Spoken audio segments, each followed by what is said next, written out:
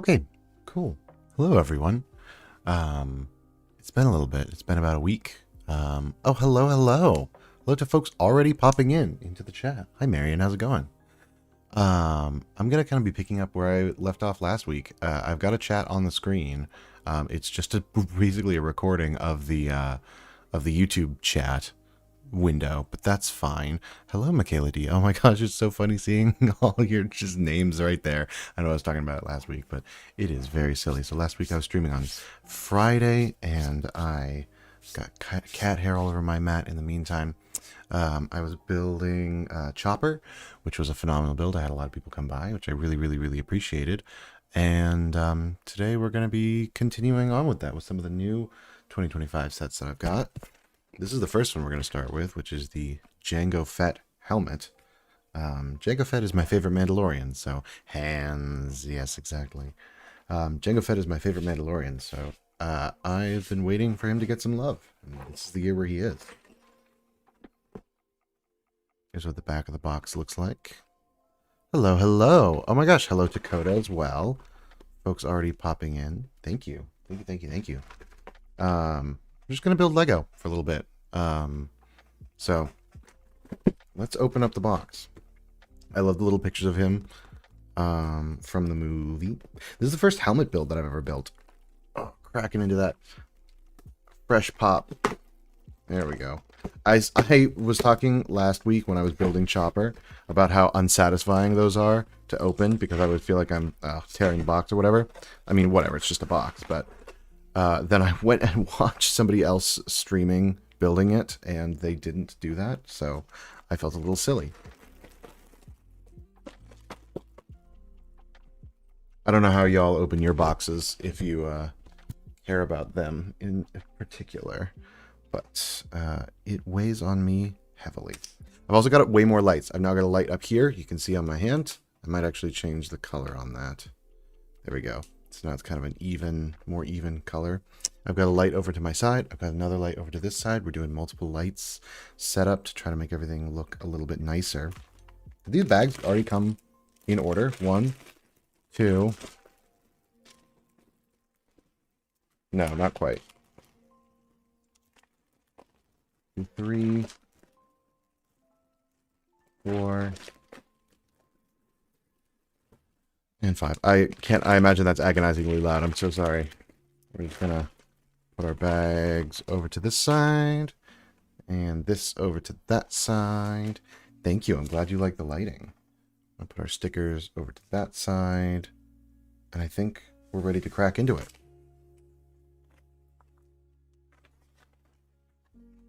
Ah, cool. Some little info about Jango Fett. I'm just a simple man trying to make my way in the universe. That's not what he sounds like at all, but we're gonna roll with it. Bunch of pictures of him. Jango Fett, once the galaxy's most feared bounty hunter, plays a pivotal role in Attack of the Clones, both as a part of his son Boba Fett's story, but also in his role as the genetic blueprint for the Republic's devastating clone army. Devastating is maybe a strong word, but that's okay. A native to the planet Conquered Dawn. That's a cool detail. I like that they put that in there. Jango is contracted to live on Kamino, but not to give up his bounty hunting business. Very nice. And here it is in other languages, if you like it. Yay, I'm glad you like the camera angle. This is kind of my standard. I've got a webcam that's functioning for me here. I was talking about before that I try not to get, I'm going to try to open this not too close to the mic. I try not to get too like in the weeds of gear because it's so easy to fall into that like needing new gear syndrome. And that is not at all what this YouTube channel is about for me. So trying, desperately not to fall into that pitfall.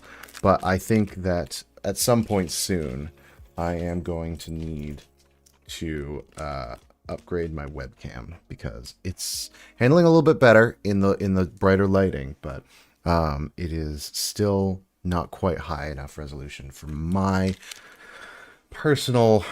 It's so funny because I don't get this way with other people. Like, I don't get tech elitist with other YouTubers. A lot of the YouTubers that I watch don't edit their videos at all. They just like record and go. But with myself, I'm always like, yes, brick separator. Oh, hey, Randucci, welcome, welcome.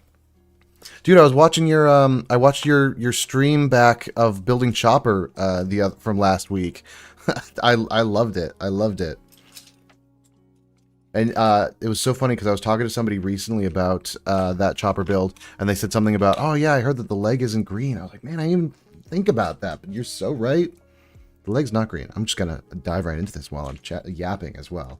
I've skipped a step, but you know, we're rocking out. And messing up a step. Should also build it on camera here. How you been doing? How was your May the 4th outside of that? I meant to stream on May the 4th, and then I actually got called in. Or actually, I meant to stream on that Saturday, and then I got called in for work and built. And here we are, a week later. I see your wife. Of course, I saw your wife's hat. The Chopper hat. It's incredible. Where did you get it? I want that hat. My fiance wants that hat. I guarantee. Then a blue snot piece here.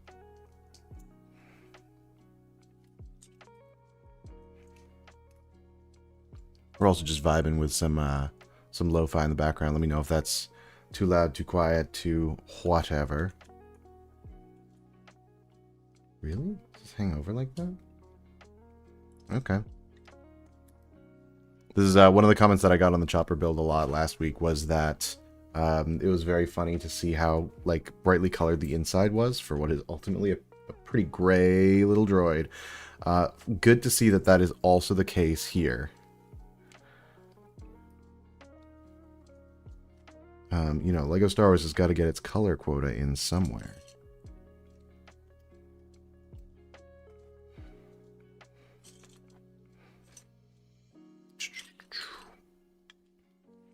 I wish that that Chopper build came with one more Azure stud because I did the eye replacement trick to make his eyes blue like the Rebels version, but I don't have the other Azure stud, and I haven't really been. I don't want to put in a pick-a-brick order just for one stud, so I'm just gonna put that on the back burner. And now I'm thinking about like ways to turn Chopper's leg green. I can't imagine it's that hard. I just gotta find those pieces in sand green. We'll make that a project at some point. Maybe I'll make a video about that. I have to imagine that this is built mostly studs not on top, but I don't know in which direction is up yet.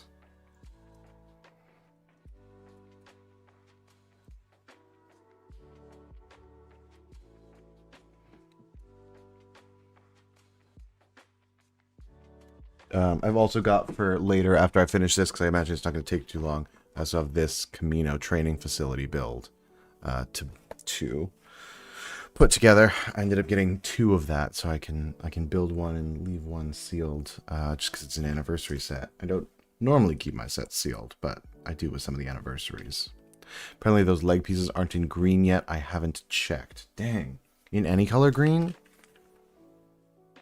Oh, this is... setting this to the side.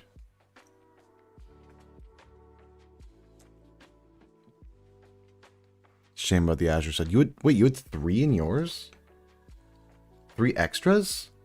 I had enough, like I had the extra orange tile to fix the eye thing. Sorry, I guess it's all eye things. I had an extra orange tile to fix the spot above his eye. But I only had 1 Azure stud. So I'll have to get more. And not a super common color, it turns out. I thought I would have some, and I didn't. A couple of these. We're really making use of these 1x2 round plates. I like. 2 are supposed to go behind the face panel. Oh. Oh, so did you replaced... I didn't even catch that. I'll have to go back and rewatch. What a shame.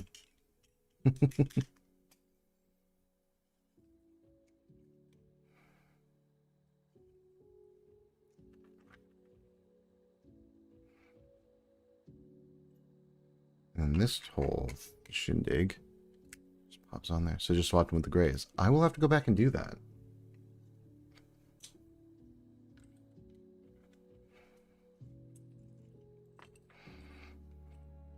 Is this really... How many bags is this? So, full disclosure, this is my first helmet set. So... This is a new experience. I don't know how they're put together. I kind of imagine like the Brickling's head, but a little bit bigger. Love this color. Next alt build is Hera's X-Wing and Sabine's TIE Fighter. Oh, right, out of the swap. The swap. Swippity swap.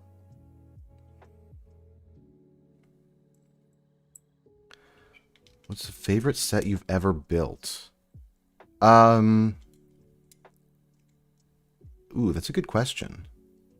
I've got a couple different answers. One for actual building experience, and one for, like, looks the coolest. Probably Ninjago City Gardens is my favorite, like... That's the coolest, like, Lego set that I own. Just because it's huge and it's super detailed. Favorite building experience, though, is probably going to go to the BD1 set.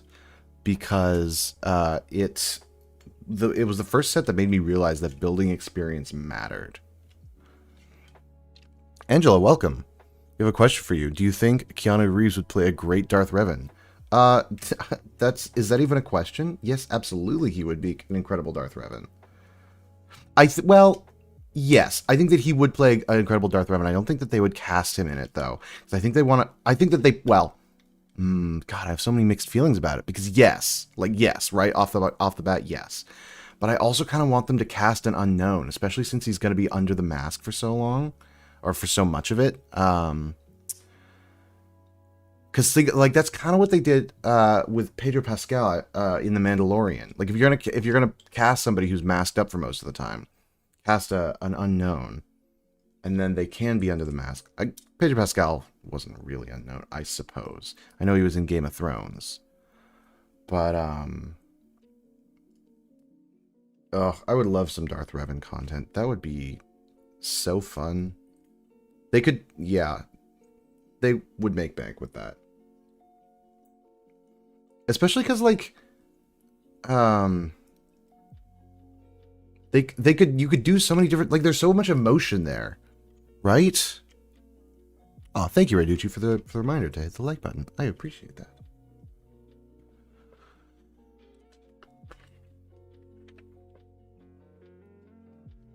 Yeah, because there's actually like a proper love story, if I recall, in Darth Revan's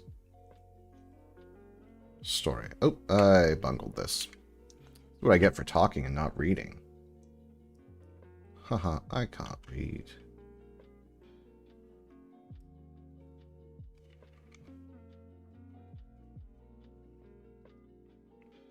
Yeah, I think there's a love story that happens between him and Bastila. At least in one of the yeah, who would be a good Bastila Shen? That was going to be my immediate next question. You read my mind.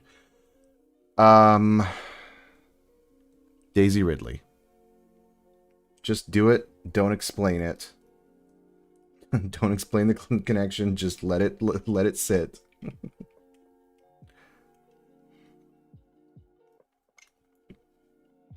Unsubscribed. Oh no, no. Just a bit. I don't know, who do you think would make a good Bastila Shen?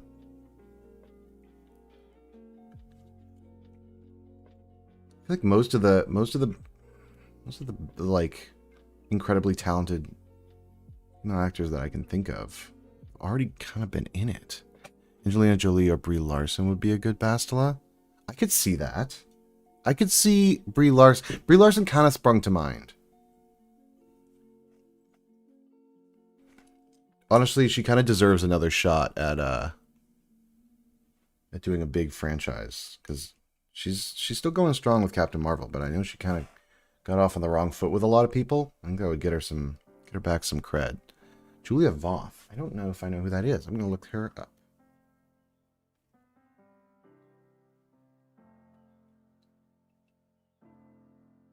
Oh, sure.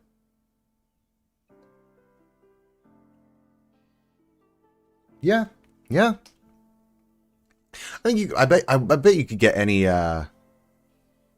like talented brown-haired actress.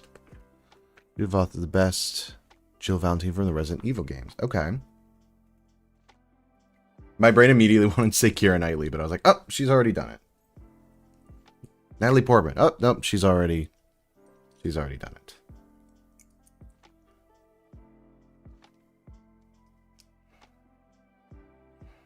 Who would you guys cast as Darth Malak, and why is it Dwayne The Rock Johnson?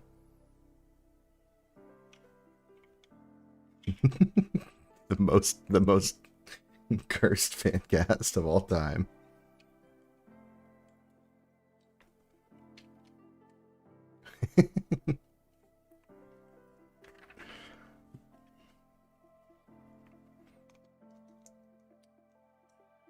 Listen, are you telling me that you wouldn't want to see The Rock with half of his jaw gone for a hot minute and then in that sick mask?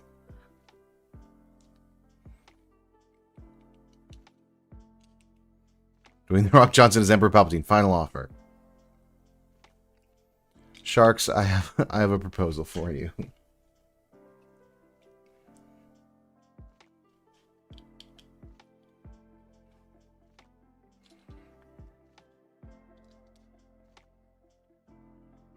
I don't know if y'all have been keeping up with Andor recently, but they have a controversial recast of Bail Organa, which I have mixed feelings about. I think the new guy does fine, but I think, like... Oh, did I? Yep. I was silly. Andor is so good. The funniest thing to me about Andor is watching Disney post about it. And, you know, I don't know if folks have noticed, but the political climate in the U.S. is a little tense right now.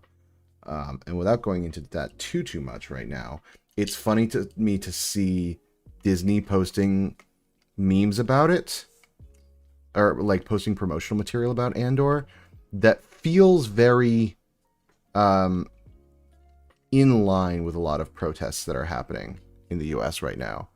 And because it's Disney, I know that it's 100% unintentional. They're just like posting content of their new show.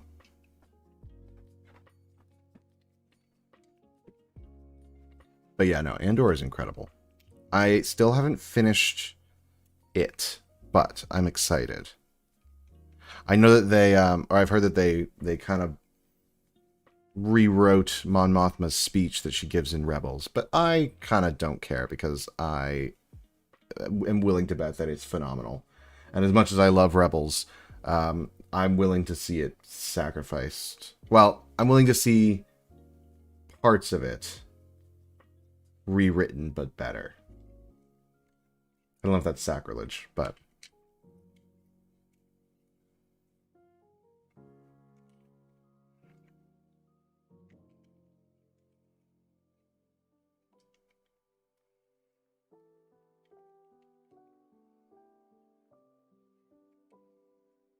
Surely this is the face, right? Wait. No, wait, this is the one with the angles. So I bet the angles have to do with these ball joints here and here. And I bet the back is flat. That's my prediction. This is the front. We'll see how that goes, because I was totally wrong with Chopper. As long as it's good, I'll get over it. That's... dude, exactly. As long as we're making good Star Wars again. I saw Tony Gilroy was said in an interview something along the lines of like, they'll never make something quite like this again. And I know that he was talking about just in terms of tone and like scale and such, but I did feel a little bit like he was like, they'll never make something of this quality again, which is so sad. Like, imagine if Ahsoka was written like this. What a world we would live in.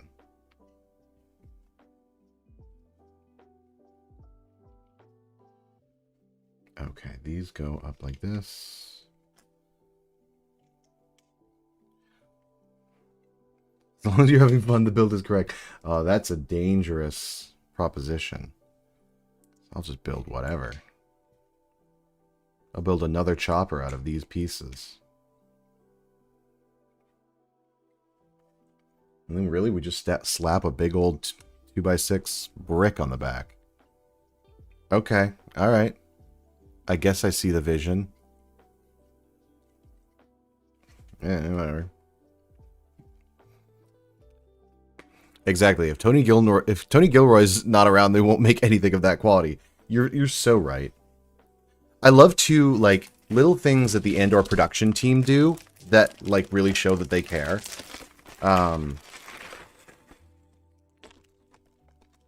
Just pour these out with the loud clang before I talk more Andor. Now we're into the Star Wars grays. I love it.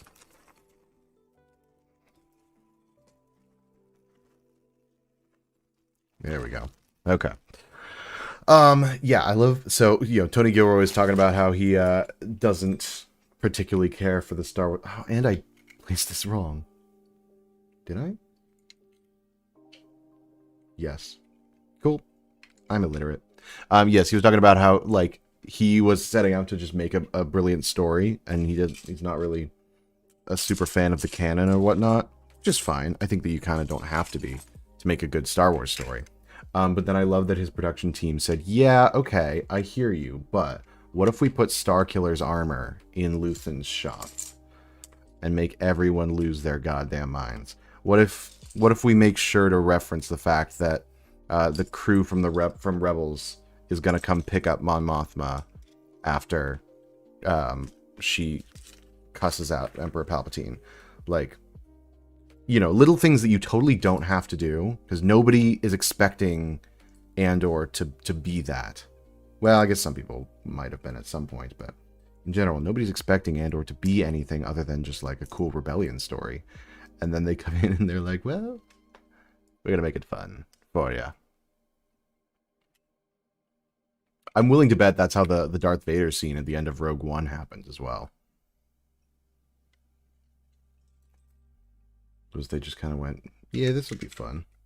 Is this too many? This is too many. Oh man, we're really doing 2x8s, 2x10s, 2x6s, all in the same bag together.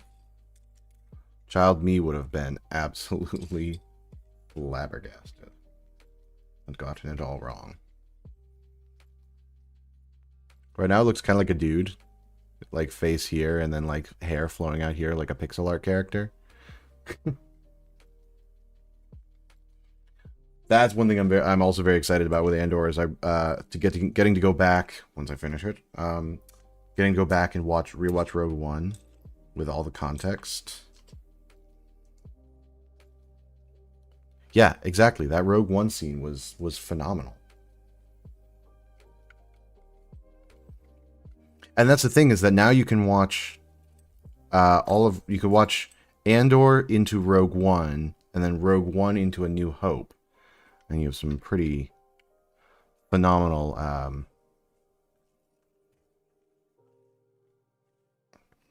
continuity. That's what I'm looking for. Oh, speaking of, did folks watch Tales of the Underworld yet? Have that 10 to 4 hallway I want to mod into the Rogue One scene instead. You absolutely should. I did this wrong. This is why we have a brick separator.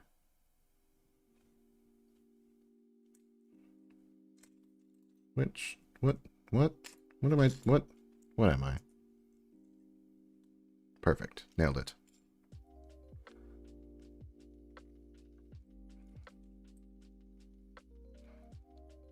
Looking forward to that Tales show. It's out. You should go watch it. I mean, not right now. Keep watching this, please. But yeah, no, it's out and it is very good.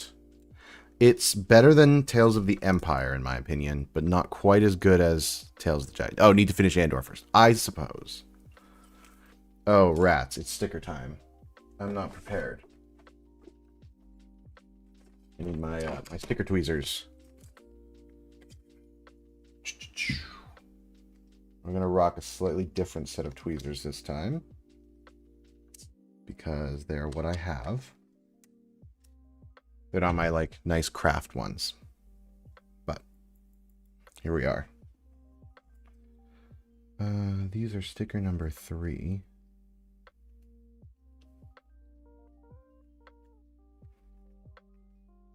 And here's the build. Okay. No, you know what? You know what? Let's do this right. Let's do this friggin' right.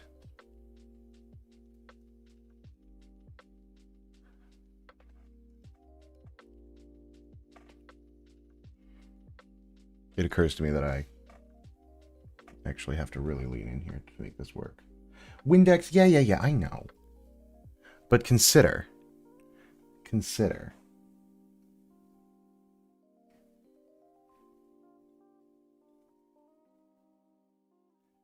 Instead of Windex. Simple perfection instead.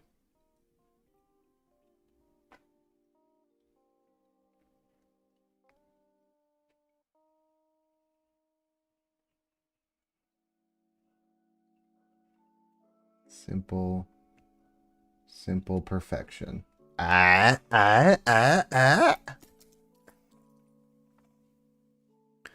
at that. We have none focus, but none focus left beef. But look at that. Look at that. All right, now the other side. We're crushing it.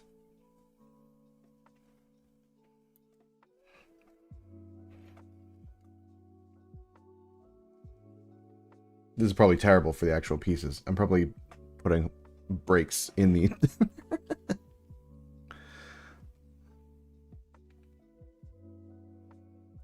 Okay. And again, simple perfection.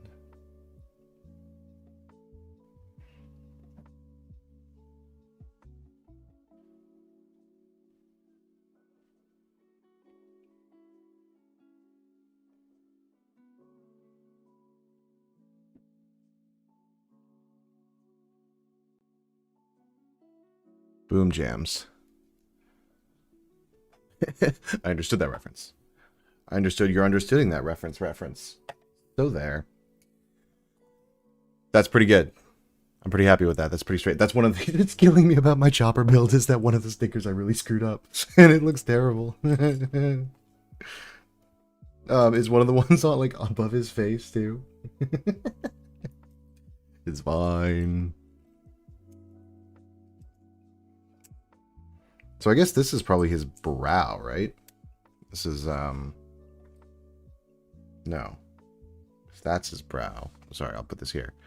So this must be the back of it. Oh, no. This is definitely going to be right there. Okay, so. This will determine what is front. Something that anyone who is willing to be a microscopic amount more patient than I am would just wait to find out. Okay, sticker time again. Ding. That was my lamp, but we'll pretend it's the sticker bell.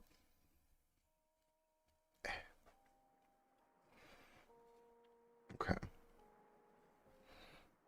There we go. I know you guys can't necessarily see that all zoomed in, but I can. And that's what matters here.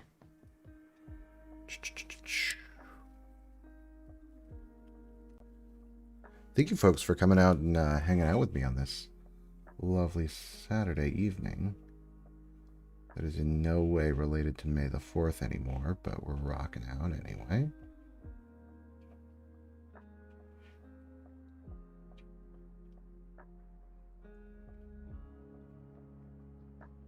There we go.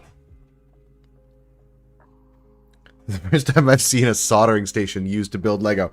You know what? You may doubt my methods, but you cannot deny the results. There we go. Excellent. Oh, there's more stickers. Oh my god, there's so many stickers in this set. What the hell?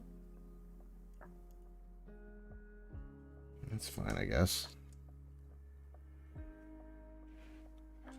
Got it on lock. Fuck Warhammer. We're sticking stickers. That's very funny because I have a friend who just got into Warhammer like a couple months ago. I gotta ask him what I wonder if he's got the eye loops, because he's super into painting minis right now. And he's kind of trying to corrupt me, but I refuse to be corrupted.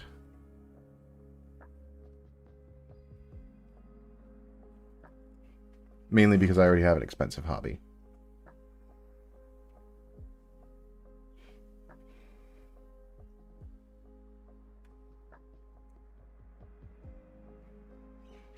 Nope. I will accept nothing less than perfection. Never mind. I will accept that. It's not quite perfection, but I'm rocking it. Just seeing other bros raw dogging the stickers. Couldn't be me. I used to give it to my dad because my dad, I thought, was a very exact man. Turns out he's not, but he had this illusion of it when I was a child. And so I always gave him things that I wanted him to draw or stickers that I wanted him to place because I trusted him to be the most exact. There we go. Okay, now it doesn't matter what else we do with this set. It doesn't matter how perfect the other stickers are because the front is sublime. So it will always look perfect from the front. All right. Put that away. Sit up straight for a single minute in my gosh darn life. And place it much lower than I was anticipating. But that's fine. So yes, this is the front. Okay, cool. So I was totally backwards. Neat. That's fine.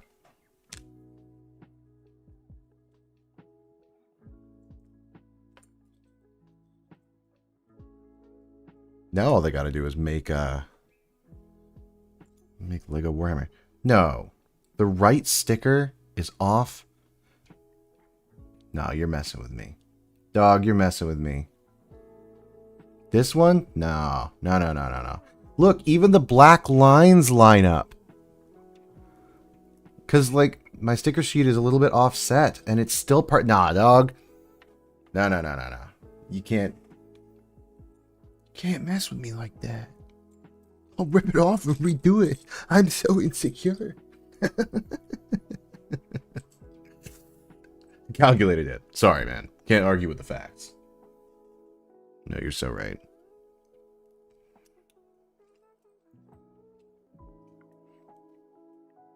It is funny, too, looking at my childhood Lego sets because the sticker placement is terrible.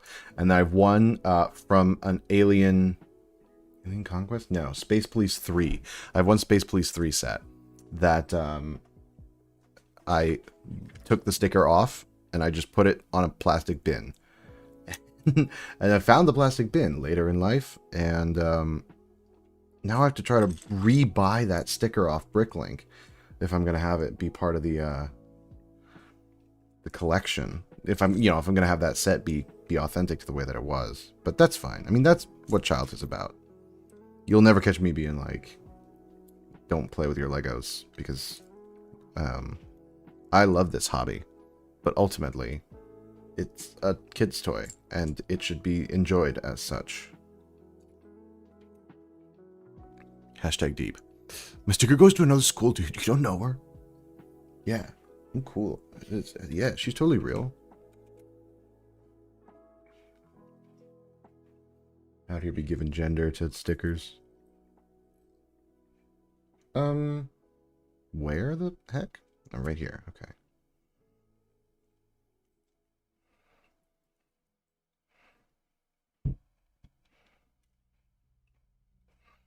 Honestly, you know what? Fair enough giving gender to stickers. I'm making a bunch of round, curvy sets lately. Between Chopper and this, you know? We're getting big with the curves up in Lego. Sentence that nobody's ever said before, I hope. I really hope. Anyway, moving right along. Sticker, I hardly know her. Yeah, dude. I love saying "kya, dude" live on camera, where my skin is so pale that the light coming from my left is actively, like, peeking out the brightness on my camera. It really adds to the ambiance.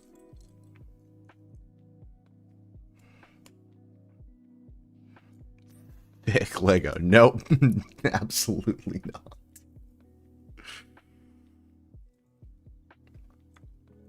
There we go. Cool. Okay. Sticker time. One more time.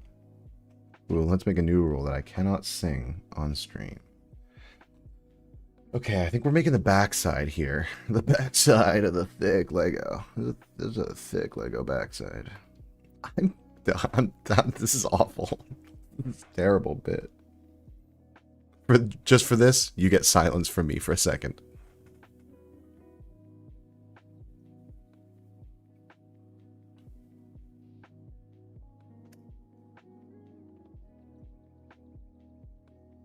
That's hot. I like that. Okay, cool. Good. We built a T-Rex and a commenter said that it had thunder thighs. Wouldn't that be a Brontosaurus? I'm gonna let that one sit for a second for my real dinosaur nerds to figure it out before I explain it. That being that Brontosaurus, Bronto in either Greek or Latin, means thunder, and saurus, obviously, dinosaur. So the Brontosaurus is the thunder lizard. So them's some thundery thighs. I pulled the wrong McFrickin' sticker?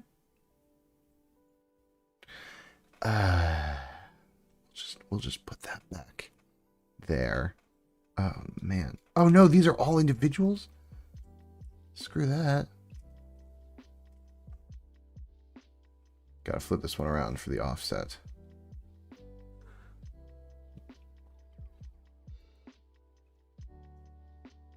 I don't know if you guys can see me leaning forward. Yeah, there's my hair.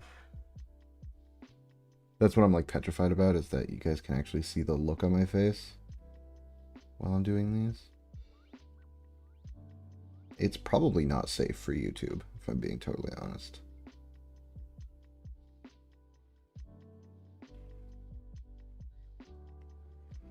Yeah, that's good enough. I think this is the backside though, so that's fine. We could use some more light. I agree. You're so right. This, in theory, has a light in it. Actually, hang on. Put the sticker on hold. Do I have batteries in this? No, I don't. Next time, I will put batteries in here.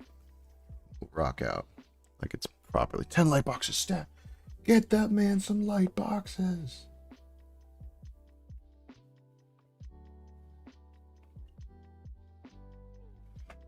So funny story about lighting, actually. I'm working on that video that I was working on last time I was streaming. Still working on it. Still editing it. Getting everything right. Is this how I had it before? And I'm just stupid? Yep. Okay. I guess I want it like this. Anyway, so yes, I'm working on editing this video. And it's going great. But I recorded all my stuff with my iPhone camera because my iPhone camera is all that I have that records in 4K, which is fine. That's cool. iPhones can do that kind of thing. But I found out that I had a filter on my camera the whole time I was filming. So everything is really, really warm. All my footage is really warm all the time. Oh man. This one's perfect, which highlights the imperfections in this one. Can I pull it up yet? Yeah. So a lot of my lighting looks good, but my skin is like super red, which is no, it's super cool actually. Super fun, super cool. And I'm like trying to color correct it, but it's all baked into the footage. There's not a whole lot I can do. Super rad. Alright, you know what? That's pretty good enough. If I labor on this more, I will never get anything done. put these in here like it's a soldering iron? Yes, I can. Okay. Now, what am I actually building in this set? I don't remember. All right, a helmet.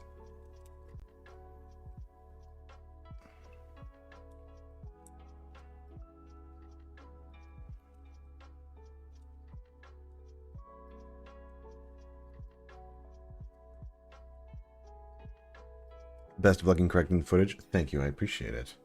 I will need it. But that video is going pretty well. I uploaded a short. It's about store displays, for reference, and about the store display that I have that is not on Bricklink and not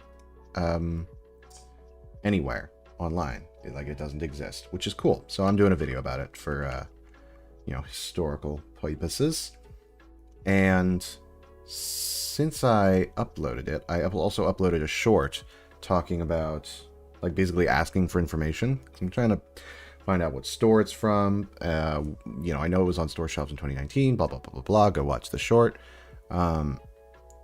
And no one responded for a long time until eventually I started getting comments. And now that short has absolutely blown up for a small channel like me. So it's got like 30-something thousand views now. And people have started commenting. Somebody commented that they have one. Somebody commented that they know where it's from. And then I found another YouTube short of somebody else who has the same store display. So I'm kind of now frantically messaging folks. I message another eBay seller who also has one listed. Because according to, as far as I knew, up until this past week, or last week, I guess, I had one of two in existence. And then I couldn't message the seller that I got it from. So I messaged the other eBay seller, the other person who had one on eBay, and asked where they got it from. I haven't heard back from them. So that's a bit of a bummer, but hopefully I will. Then I found another short that somebody uploaded where they were talking about flipping it. And so I know, okay, there's a third one. And then somebody commented on my short saying that they had one too. Okay, so that's a fourth one. Now I know of 4 in existence. Which is cool, is fine, is great. It just means that I have to re-record parts of that script, parts of that video, now that I have more information. But ultimately, it's a good thing.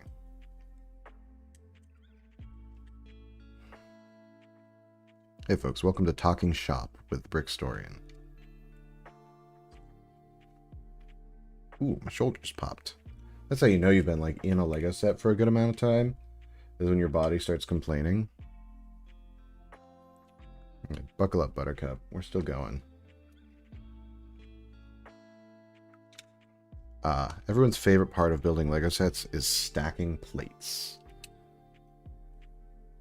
JK, it's awful.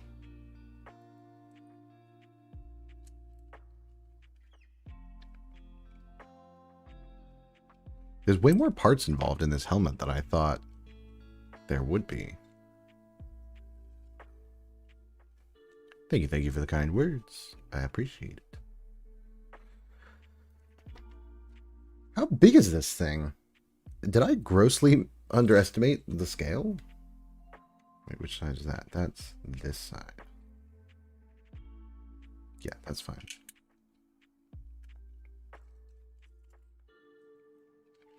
I guess stacking plates is what you kind of got to do at this point to get this level of detail.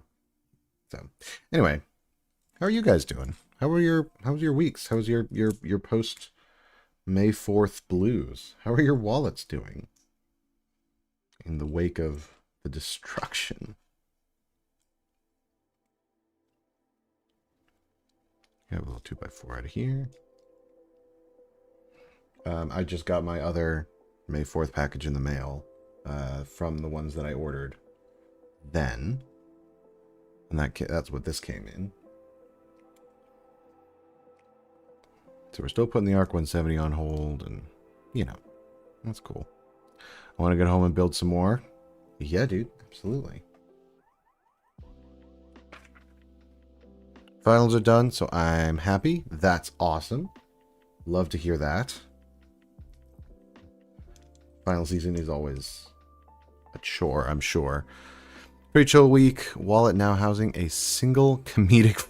You open up the wall and the bzzz flies out. I love that. Although I will confess that for a second when you said a single comedic fly, I thought you meant that the fly was a comedian. I'm like, man, well, at least he's housed. Okay, now we're grabbing another one of these sticker number ones, which I left it here. But and I'm painting a Rapidash onto an iTunes gift card. Nice. How's that going? Are you arting good? Mom loves gift cards. Sorry, loves Pokemon. Yeah, loves gift cards. Yep. Wait, did I go gap up or gap down? I went gap down on those. I went gap up on those. Perfect. They're never going to align. Okay, no.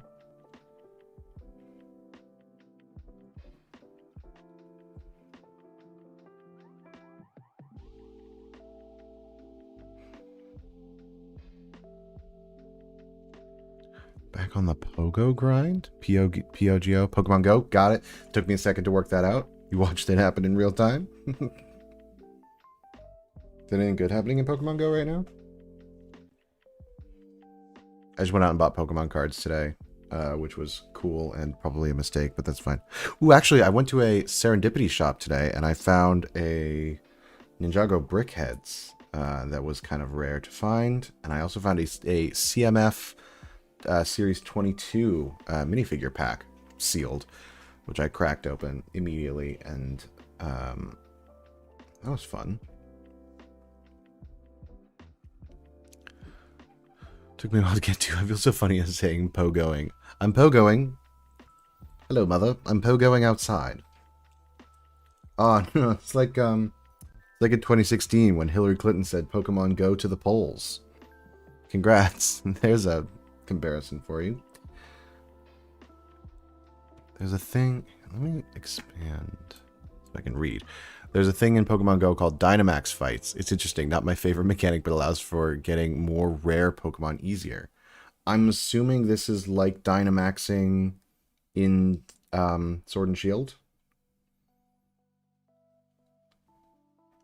Because that was fun. It was good. Correct. Cool. Yeah, I'm a sucker for a good Pokemon alternate form. Obviously, Mega Evolution was the coolest, but Dynamaxing is probably the second coolest. Okay.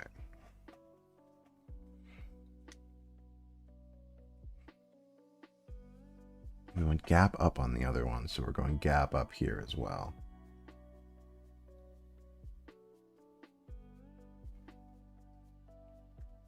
Someday I will try the Windex trick, or at least the water trick. Today is not that day. Meanwhile, I'm getting like claw mark indents in my studs here. That's fine. It's fine. It's good. It's great. It's golden. It's grand. The only part of it that I'm not a fan of is throwing the Pokeballs at the large Pokemon. The ball glitches for a second before throwing. What? What and why?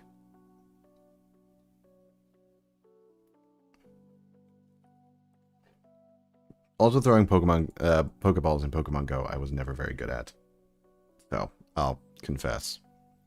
It pauses to become big. Oh, so it like enlarges, and then, but it carries the momentum from when you threw it? That's a strange choice. Oh, finally, a number 2 sticker. I can grab this one that I already borfed from earlier.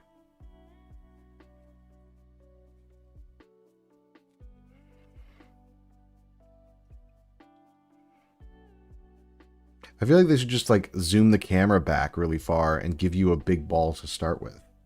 Oh wait, I knew something was off. Barely. I could hardly see.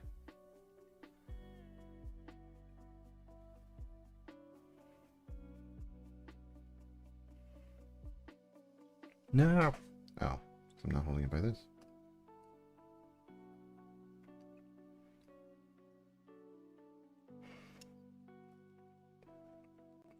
Boo, boo, boo. Here's my old trick for getting stickers right was that Lego wants you to center the stickers, obviously. So if you want to get it right on one side, you you have to center it on all 3 sides. So, right, like if you're laying it like this, and you're holding it on this side, and you want it to be evenly spaced here and here, then if you evenly space it here and here, which are the 2 sides you can see really easily, and match this to this, then you can, it'll be centered. And that's my expert professional opinion. The angle is 0.003 degrees off center. God damn it. Start over.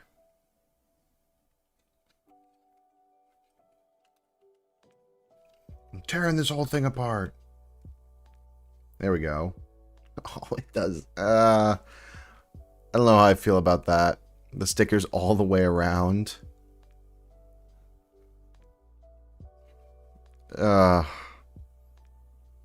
It is a little bit. Oh no, look at that. Whatever. I don't care. Listen, if I make a bad, then Lego should have made a better. There we go. Ha, it's actually Lego's fault. What am I? All other Lego Star Wars YouTubers? Popular ones right now? Ooh, burns. Can't stand to see it now. Well, I'll tell you what. Then you turn off your screen and mute it, but leave it still playing. And then you walk away. Sticker border choice. Sticker border is a choice by Lego. I agree, especially on a set that is, if I recall, yeah, 18 plus. Now, granted, should an 18 plus be able to put stickers on properly? But yes, but also, should an 18 plus not have to put on stickers properly? I would argue also yes. And also the Kylo Ren helmet that just came out the same time as this has all prints and no stickers. So the fact that this one is all stickers and no prints is insane.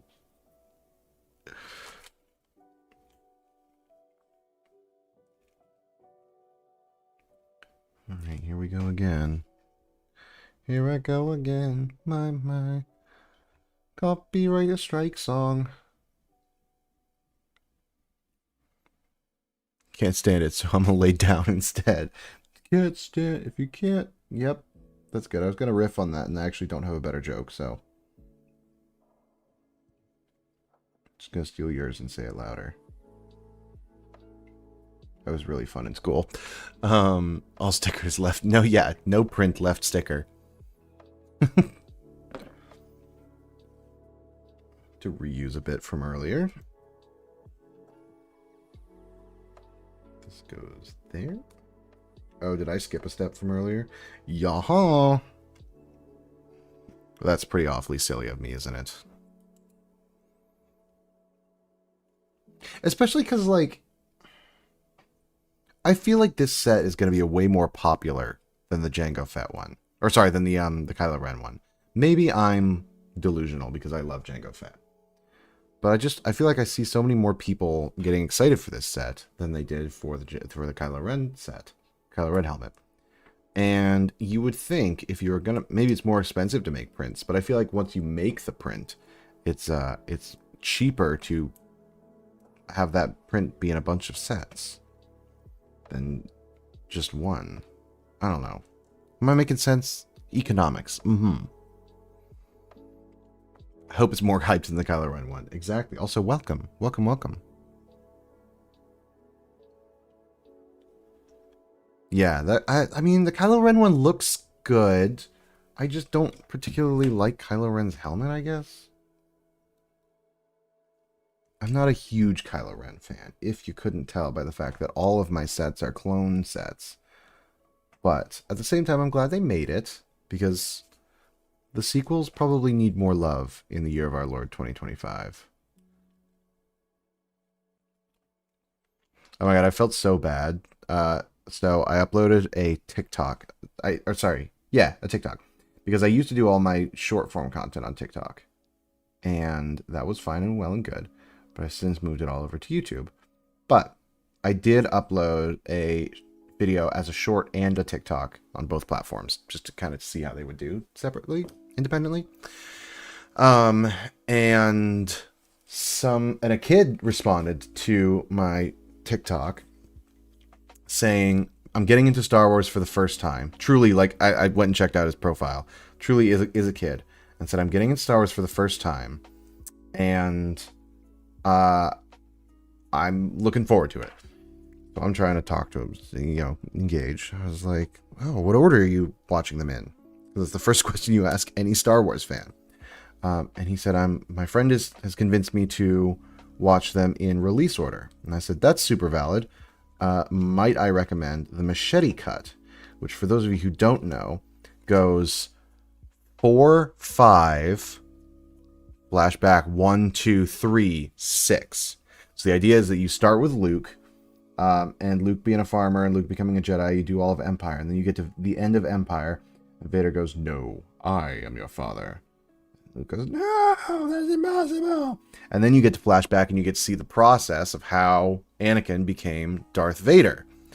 And that's great. And I was like, you can throw in some Clone Wars there as well. And, sorry, I'm distracted by more visitors, but I'm showing out you off to my friends for insisting to use a soldering station instead of Windex. See? Big brain. Don't look at how imperfect it looks, but think about how much less, look at the front. The front's beautiful. Think about how much less perfect it could be. This is beautiful. All things considered, I think it's came out pretty well. But anyway, so yes, I recommend the Machete cut. So I said, okay, 4, 5, 1, 2, 3, 6. If you can throw in some Clone Wars in the middle there, you're grand, you're golden. I'm Irish, I can say that.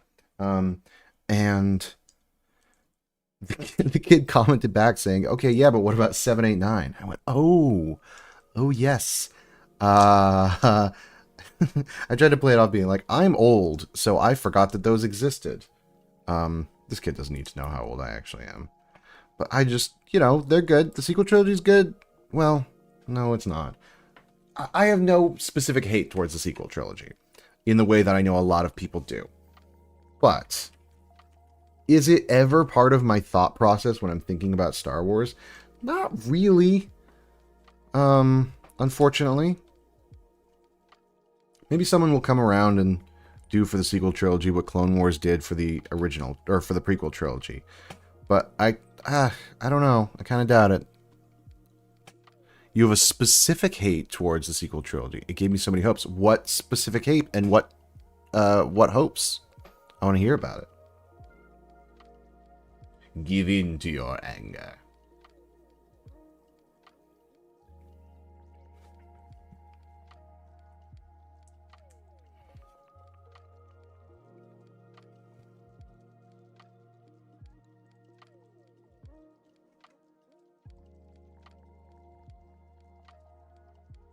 Finn should have been the Jedi, among other things. I agree. At least a Jedi. I think it's weird that they did all the marketing with him holding the lightsaber for Force Awakens, and then made him not the Jedi, made him just a stormtrooper. I think that, yeah, you're right. The creative potential of having a defected stormtrooper was one of the things that I screwed this up. Was one of the, like, a defected stormtrooper turned Jedi was one of the things that I was the most excited about, particularly because as a child, my Star Wars OC was what if, as was everyone else's, was what if a clone trooper had the Force. And I thought I was terribly original, alas. And but anyway, so I was really excited to see that on screen, and it ended up not being that. So that's a bummer. I would argue even more of a bummer is that I have a leftover piece here that I absolutely should not. I don't know where it went. Uh-oh, Skettios.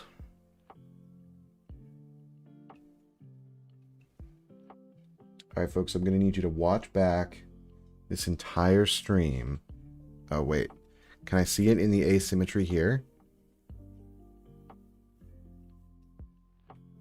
What do you guys think? Okay, it had to have been in this bag. Uh-oh.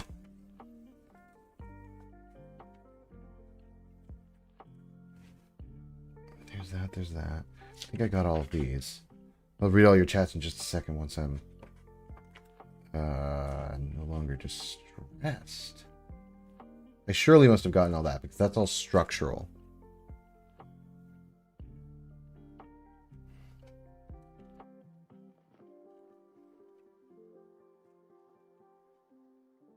I got that. No, yep, I got that. Is it on the back? Yep. Perfect. All right, we nailed it. Everyone take a deep breath. I just dabbed, but you couldn't see it. And so now you have no proof. Okay, going back. I would have loved it if Finn and Rey had both trained to be Jedi together because they learned to balance it because they're learning together. I agree. That's one of my favorite things. Okay, so this is where we get into this, what I call the sweaties of it. There is the Lego Star Wars Holiday Special, available on Disney Plus. God, they should hire me. Anyway, in it takes place after the sequel trilogy, as Rey is training Finn to be a Jedi, as we all know that she should have. And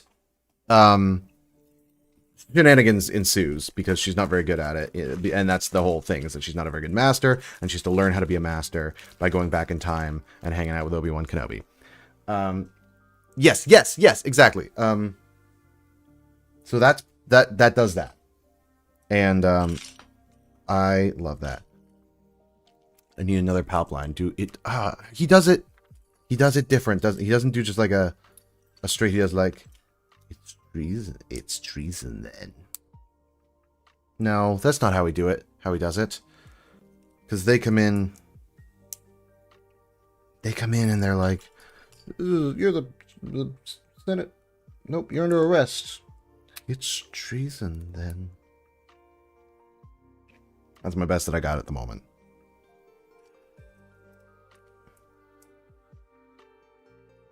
The best that we got outside of a do it.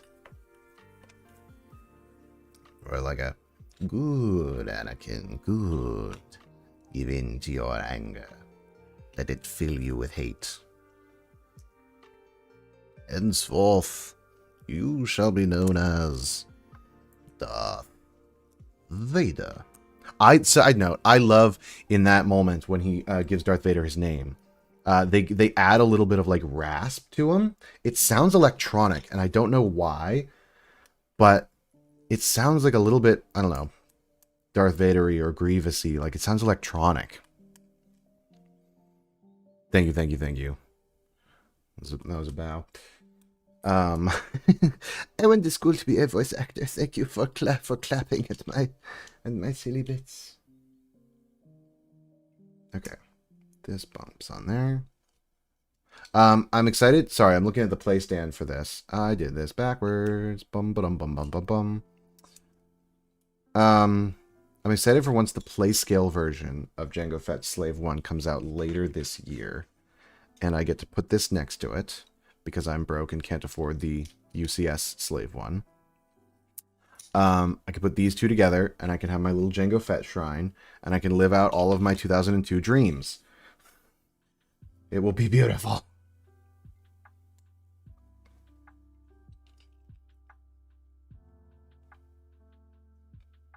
Yes, good, Anakin, good. Keep doing it. And we really just let that hang back? Okay, cool. Slowly, I'm working my way up to having my, like, Lego Star Wars display be a little bit more official looking. I'm hoping to get some older sets in there. Right now, all I've got is like, I've got like my 2002 AT or 2008 ATTE, which I love. But I want to emphasize the older stuff because that's kind of what I'm all about. And like the professional, because I have a lot of like play sets, I guess is what I'm getting at. And as much as I love the play sets, they're not super displayable. Like battle packs aren't really displayable. So we make do with what we got. And hopefully what we got gonna be some cool display sets like this. I wonder why they do it like this. the reason that I'm rambling about all this, display stuff. Display, yep, nope, you know what? No notes. I'm not doing that again. Is because I'm building this display stand. That's what this is. And I think it's very cool. I just recently got some acrylic display stands for some of my more ship-looking builds. So my Ghost is now raised up on a display stand, and it has a light kit in it. And I think those two things make it look really mint. And then I put all of my Phase 2 clone troopers in my Coruscant Guard gunship to make that all look kind of built out, which is fun. Tell me why I looked at putting this down and I went, ah, yes, we add the collar.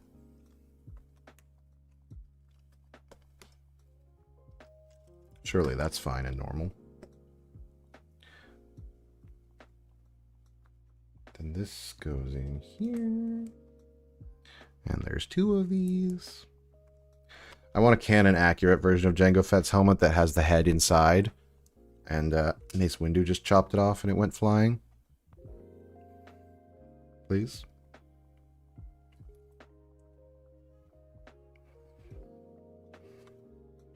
Hey, Nico, have you gotten a chance to see Tales of the Underworld yet? And if so, pray tell, without spoiling for those who haven't gotten a chance to see it yet, what did you think?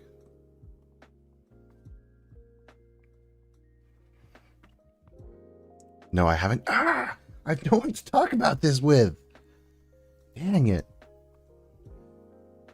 I'm trying to get my fiance to read the book, Dark Disciples, so that we can watch Tales of the Underworld. And sleeping all week. That's fine. You can sleep with Star Wars on. Have you considered? What do I need this for? Did I skip a step? Nope. Okay, that's coming up.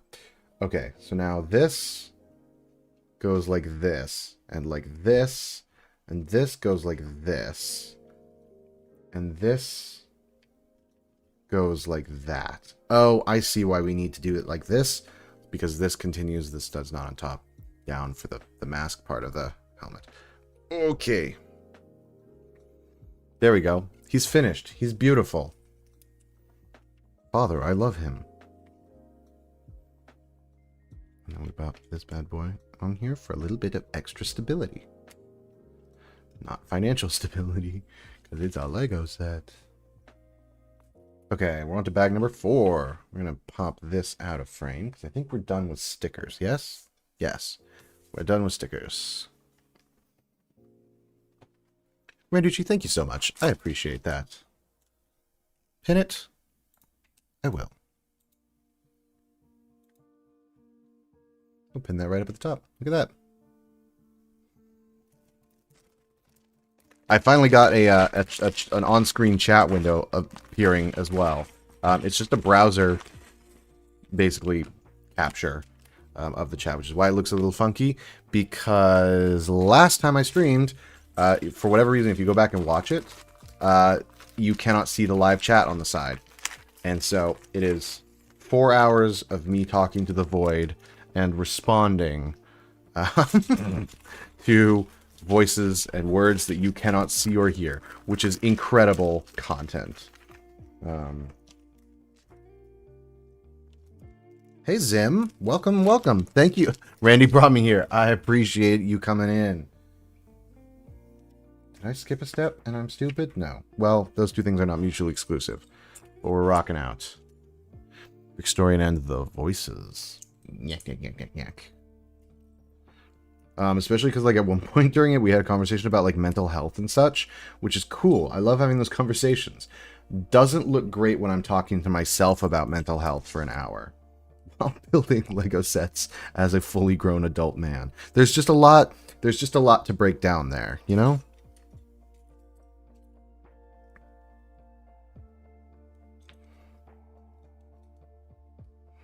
This is my boy Zim. Get ready for the roast.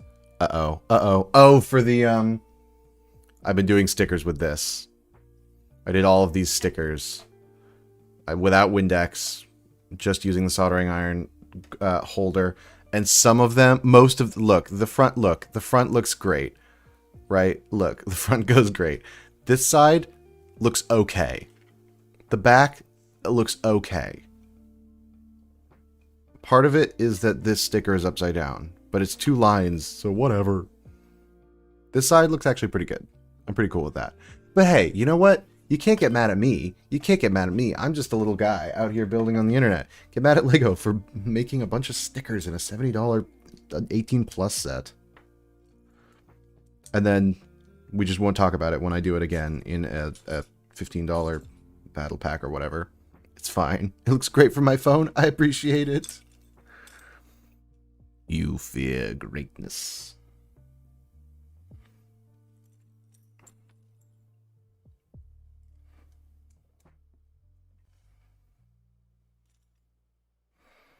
The bricks go click clack and the voices go yick yick. I was salty at Lego about those different lines. Like, right? Because not only are they lines, my camera doesn't focus, otherwise I would bring this much closer. Well, you can kind of see it, pardon my ring light. But you can see that they're ever so slightly offset. If you have this set, you might be able to see it. So there's more, the edge of the sticker, yeah, no, not really.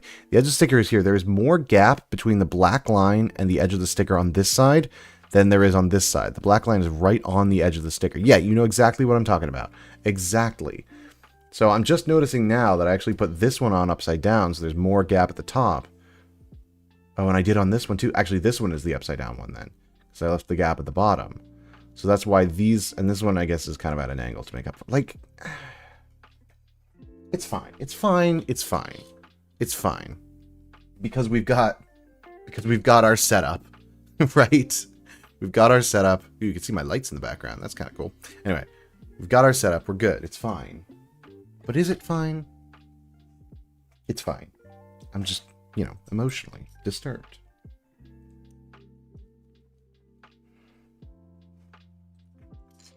Does anyone know if the new UCS Jango Fett Slave 1, or sorry, Jango Fett Starship, has stickers on it?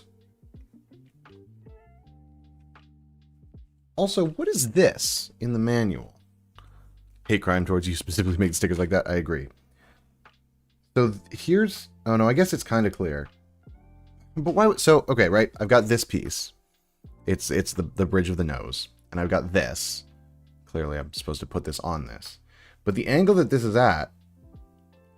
No, never mind. I'm stupid. It just attaches the full length. But I'm looking at this, and I go, I actually don't know where on this I'm supposed to put it, because of the angle of the way that they displayed it on the manual.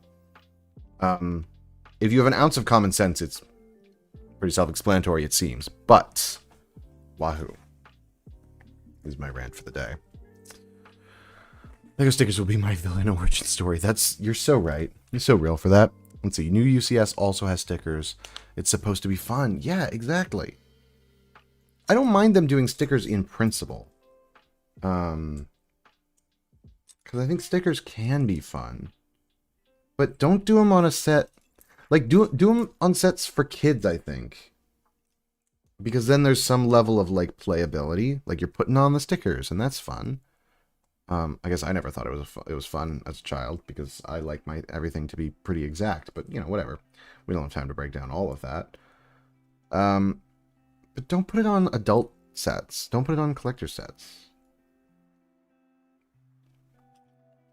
Do we know if it's cheaper for them to make stickers than prints? I mean, I guess it must be, because if you make a printed piece, then you have to circulate it a bunch to make it worth your while, but I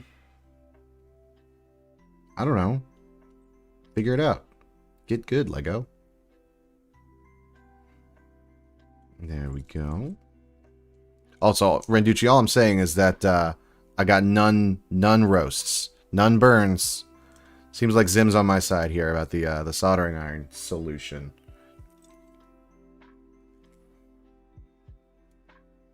It seems in your anger, you killed her.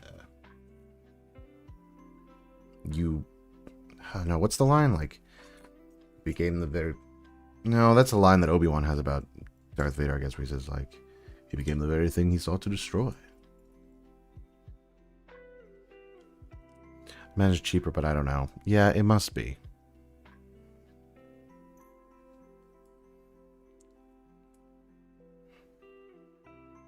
what I do with this? Here it is. That's kind of cool. I like fun angles like this.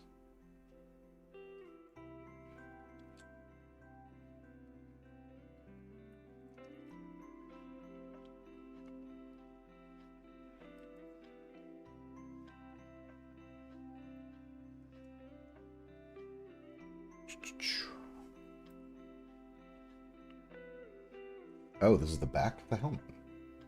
Okay. Oh yeah, there is way more to this. I forgot that it's built on all three sides. Four sides. Four sides. It has 4 sides I can count. I will say, build experience on this is okay. Not my favorite. There's just something about the BD1 set that was so satisfying. Yeah, why did Kylo Ren have no stickers? We were talking about that earlier. Exactly. Because surely this set is more hype than the Kylo Ren one. Yeah, well, I guess the Kylo Ren one is the first sequel set since the sequels stopped coming out. I believe it's also for the 10th anniversary of The Force Awakens, because it came out with the shuttle as well. Love new tools. I'll never flame on Newell tool. Oh my gosh, my Scottish came out there. Newell tool uses. New tool uses. Haha. We're rocking. Rocking and rolling. Down to the beach I'm strolling. Going Kermit the Frog there. This is the problem, guys. Do you see what it's like? See what it's like inside my head? And it goes, ha. Funny voices, man, does funny voices. And I go, yeah. But it's always. Jango is definitely more famed than Kylo. That's true. My cat is eating the Lego bags. Stop that. Get out of there. Get out of there. Get out of there.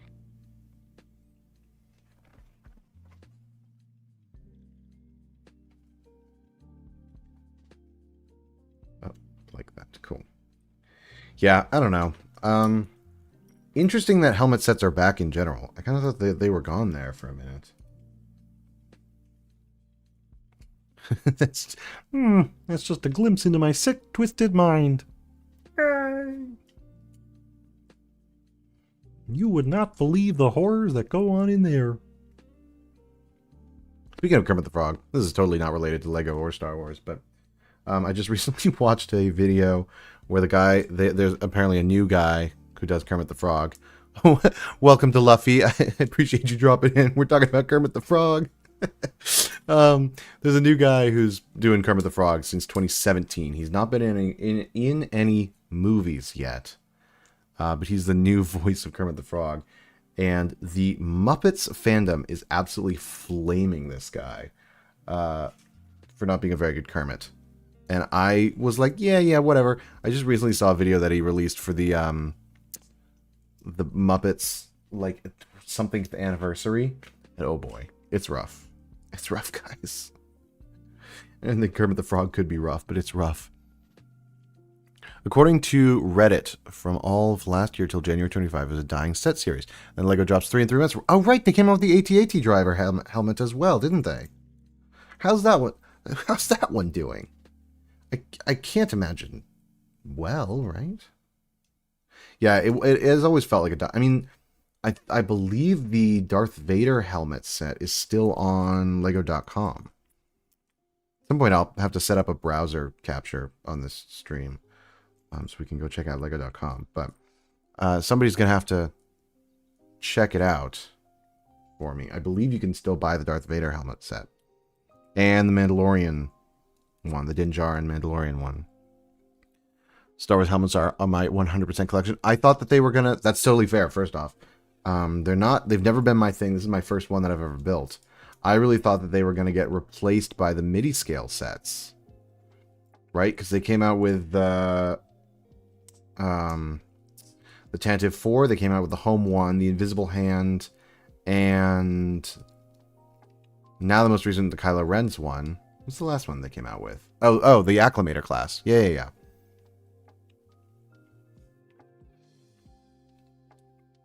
Vader, Mando, Rex are all... Oh, I forgot about the Rex one. What about the Cody one? Is there a Cody one? Yeah, the Phase 1 Cody. Is that still out?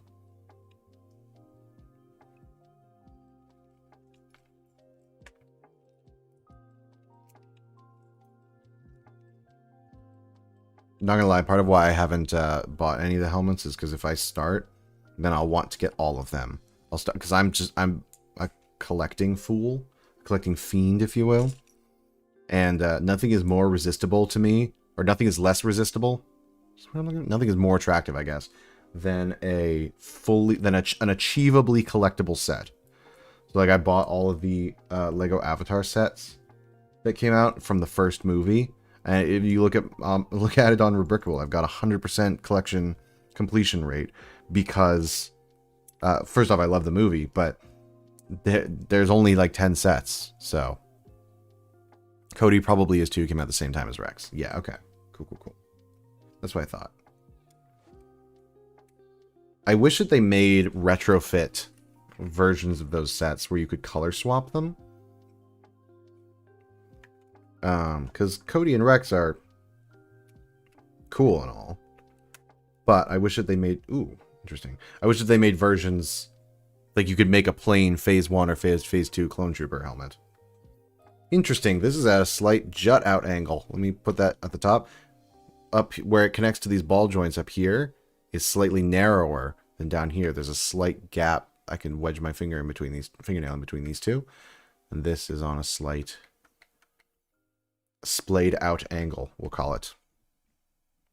So I decided to go 100% on it. The builds are relatively small and neat, easy to display well. I agree. But then they're kind of expensive. Well, I mean, not in the grand scheme of like collectible Lego Star Wars sets, right? But if I get into it, I'm going to be into it. And then I'm going to spend a lot of money on them. And they're already, what, $70 for this one and the Kylo Ren one? I think it was 60 for the Darth Vader, if I recall correctly. But I'm probably wrong. I think I might just be optimistic about that.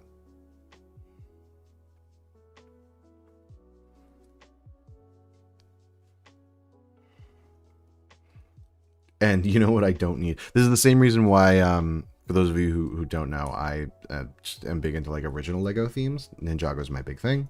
But this is part of why I haven't gotten into either Dreams or Monkey Kid, because I can't have another thing to collect. I can't get... I'm so into Ninjago in the show, and then the show makes me want to buy the sets because it's good marketing. I can't do another one. I just can't. Vader is $80 retail, but you can get it for cheaper online. 80? Whoa, holy smokes, because we're keeping it PG for the moment. $80, really? Is it more pieces or something?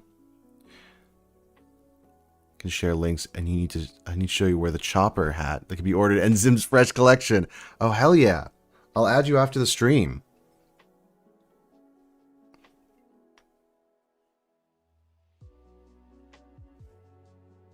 I wish you could PM people on YouTube. I don't know if you can. 1000% feel you on the whole. I can't even look at this because I'll be consumed, right?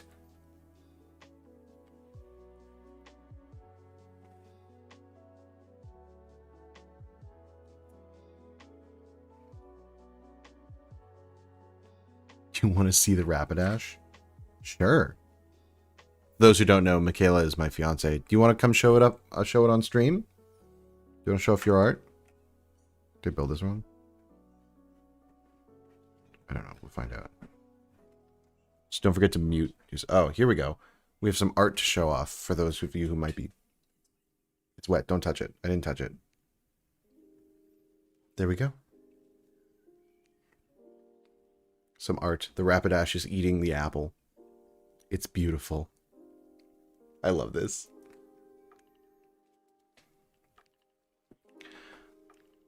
Alrighty. When I got obsessed with Star Trek in college, I put off watching the Clone Wars because I knew that those two in combo would wreck me. You're so right. Clone Wars is all-consuming. Way to make this... Did I forget a thing on this? 100% I did. This is supposed to have a thing that goes on here.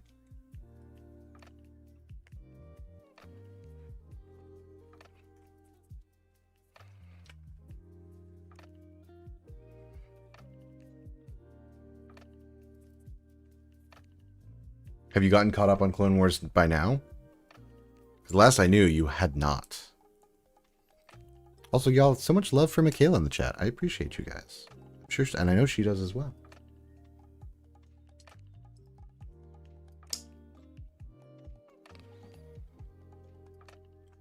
Haven't seen all of Rebels, but have you seen all of Clone Wars?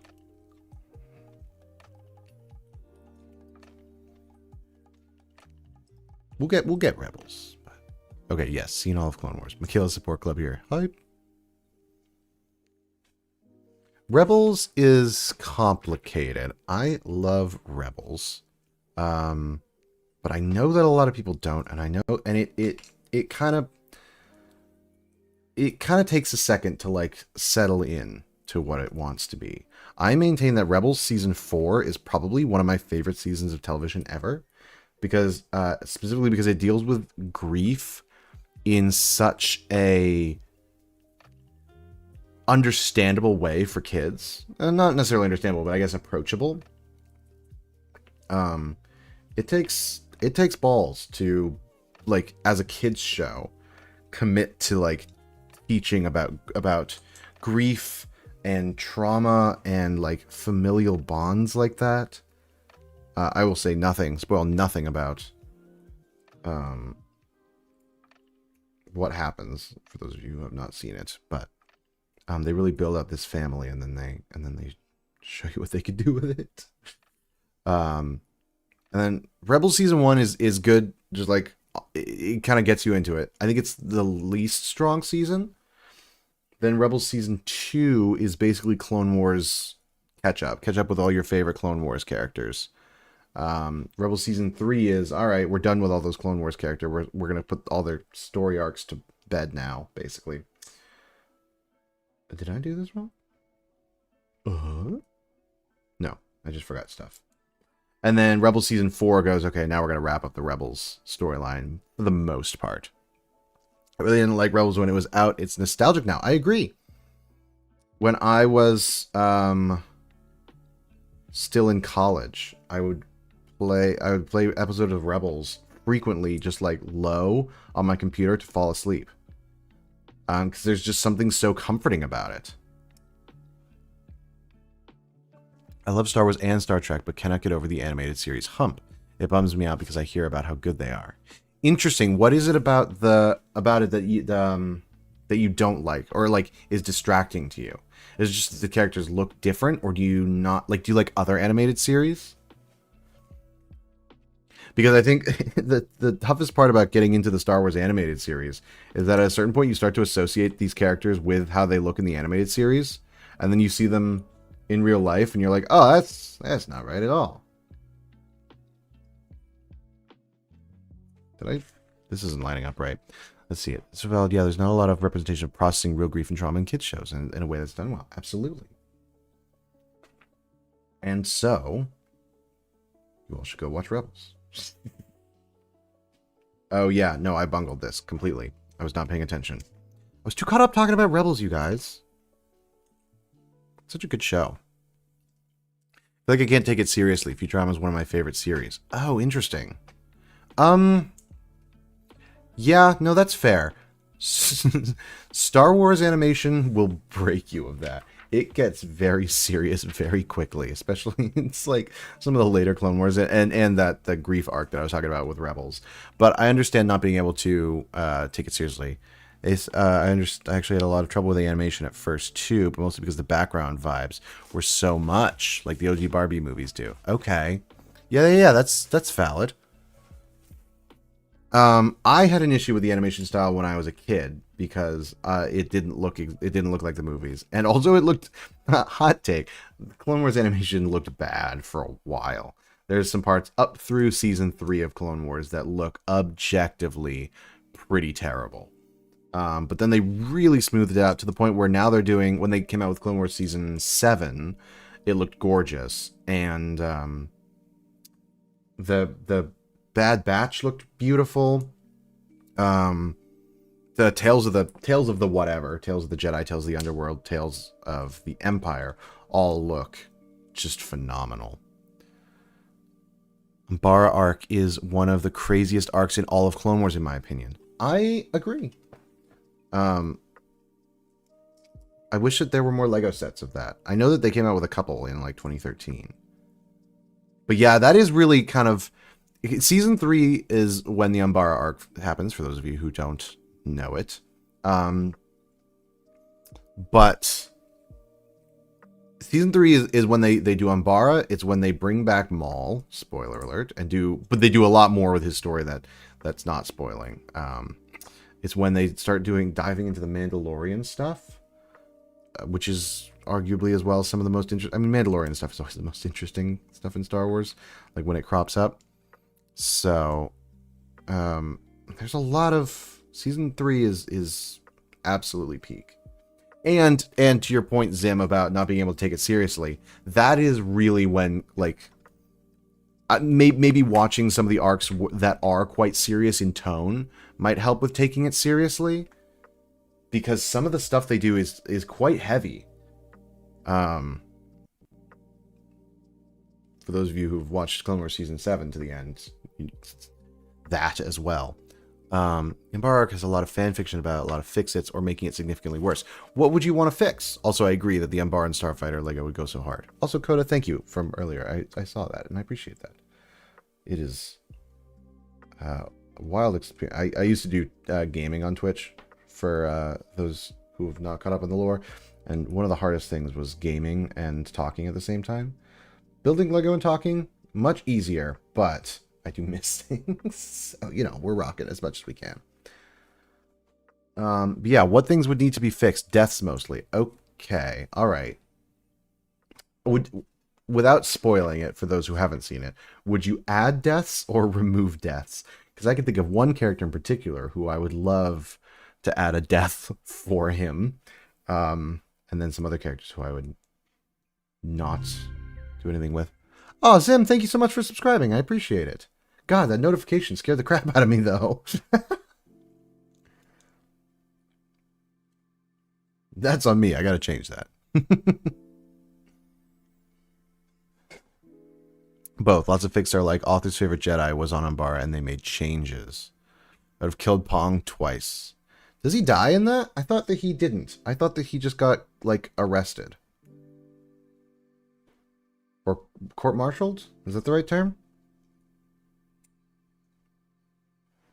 These go on like this.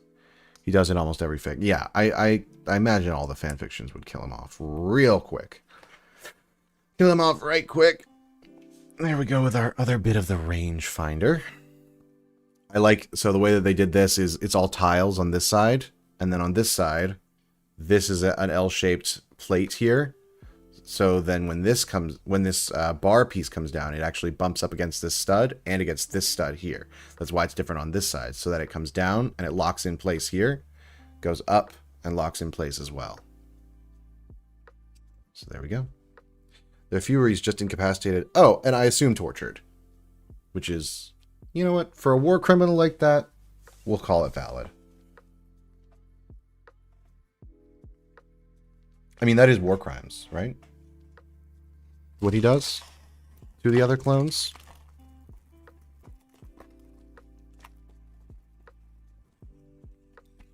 A lot of the stuff that I appreciate too about Clone Wars is that not only does it deal with darker stuff, like obviously characters die quite frequently, which is something that, I mean, it was airing alongside, I believe, was it Avatar: The Last Airbender or was it Legend of Korra at that point? You'll have to fact check me on that, just timeline wise. But it was airing alongside a lot of other kids shows that at the time were really big on not showing death, implying it. Clone Wars has beheadings, Clone Wars has stabbings, so obviously it's dealing with darker stuff in terms of that.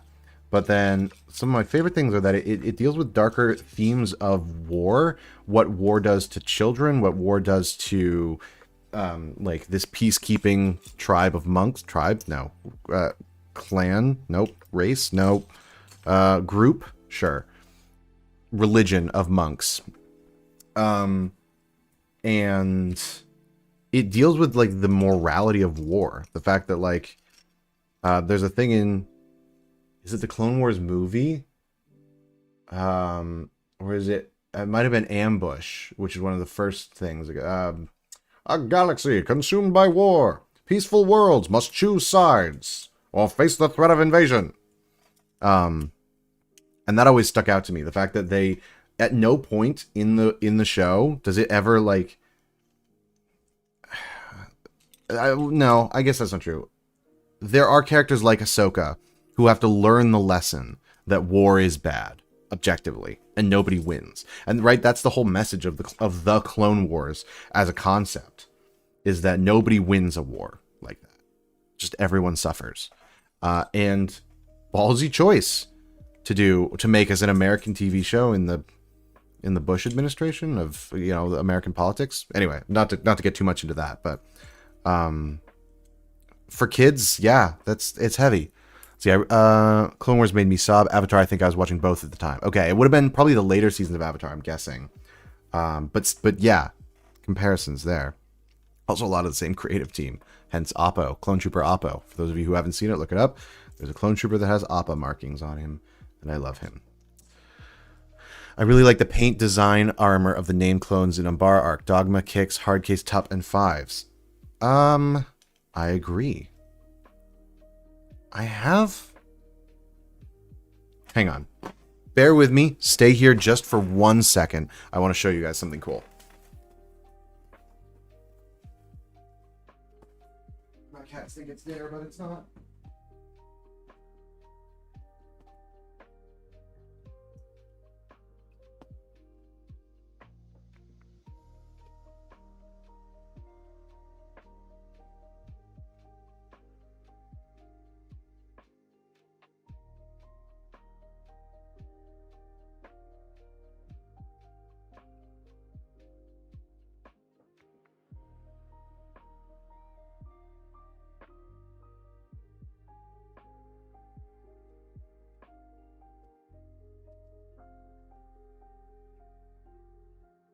Back in. Here we go. Okay, so let me just push this to the side. I have a bunch of custom Clone Trooper minifigures that I got from various places, and part of that, I'm just gonna dump them out all over here, was I got a full set of 501st named characters. So let me just grab and pull all of them out. Some of them seem like they're missing helmets. Did I grab the wrong ones?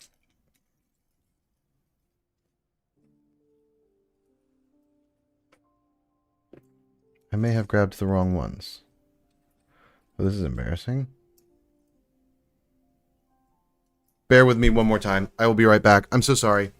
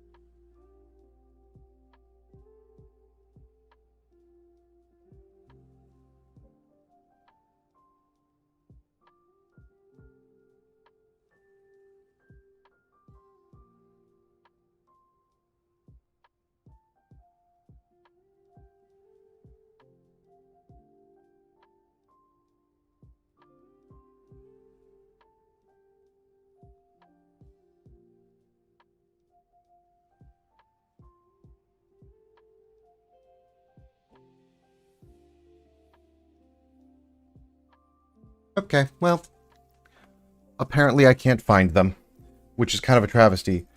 But I have all of these custom clones here. And at one point I had a full set of all of the named, like, Dogma, Hardcase, Echo, Fives, all of them.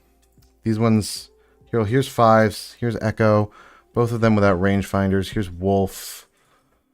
I really could have sworn that they were in this box, which is a bummer because they're not in any of my other boxes. Anyway, but I don't want to spend too much time getting distracted by these. Just made me think of it. What was it that pointed out? Luffy. Yeah, no, I totally agree. Dogma kicks, Hardcase top 5s. There's I have some videos up about my Clone Wars diorama, and they were part of that. And so I miss them very dearly. I'm going back and reading chats. Please hold while the brickstore scratches his head and stares at shelves of Lego puzzled. Yeah, I'm so sorry. This is edging. Yeah, I suppose it is.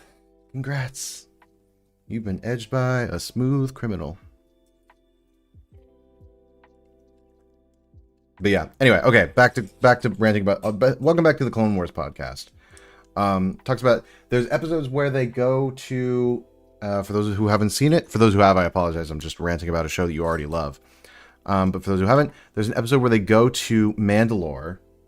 Nope, sorry. There's an episode where they go to a separatist planet, and Ahsoka talks to one of the separatist senators' sons, and they talk about, like, why you would be a separatist, like the things that the Republic did, which, by the way, the separatists were right.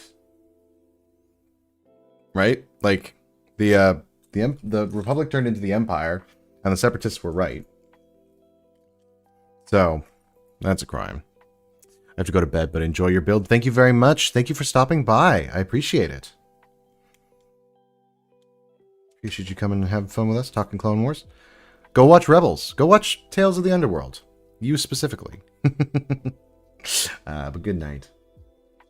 But yeah, so the Separatists were objectively right, because the Republic turns into the Empire. Empire turned, you know, etc., etc. Obviously led by Count Dooku in a war that was set up, and it's complicated, but they were. And I will die on that hill. But Ahsoka goes and talks to a separatist senator's son about why you would be a separatist, and she learns a thing or two. There we go. That was kind of a pain to get on there, but we're looking slick all the way around. And we just have face. Jango face. Hilarious. Gosh, now, like, I'm thinking about where I could have put my clones. Oh well. I'll have them for next time. We'll have them watching. Always watching. Uh-oh, and then my other cat is eating the Lego bags. I don't know if you can hear him walking around back there. Oh, he's crawling into a Lego box. If I could move my camera, I would show you. But here we are. Hang on. Come here, Stevie. Oh.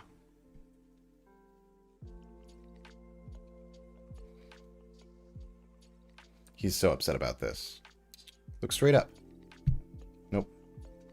He does not want to. Sorry.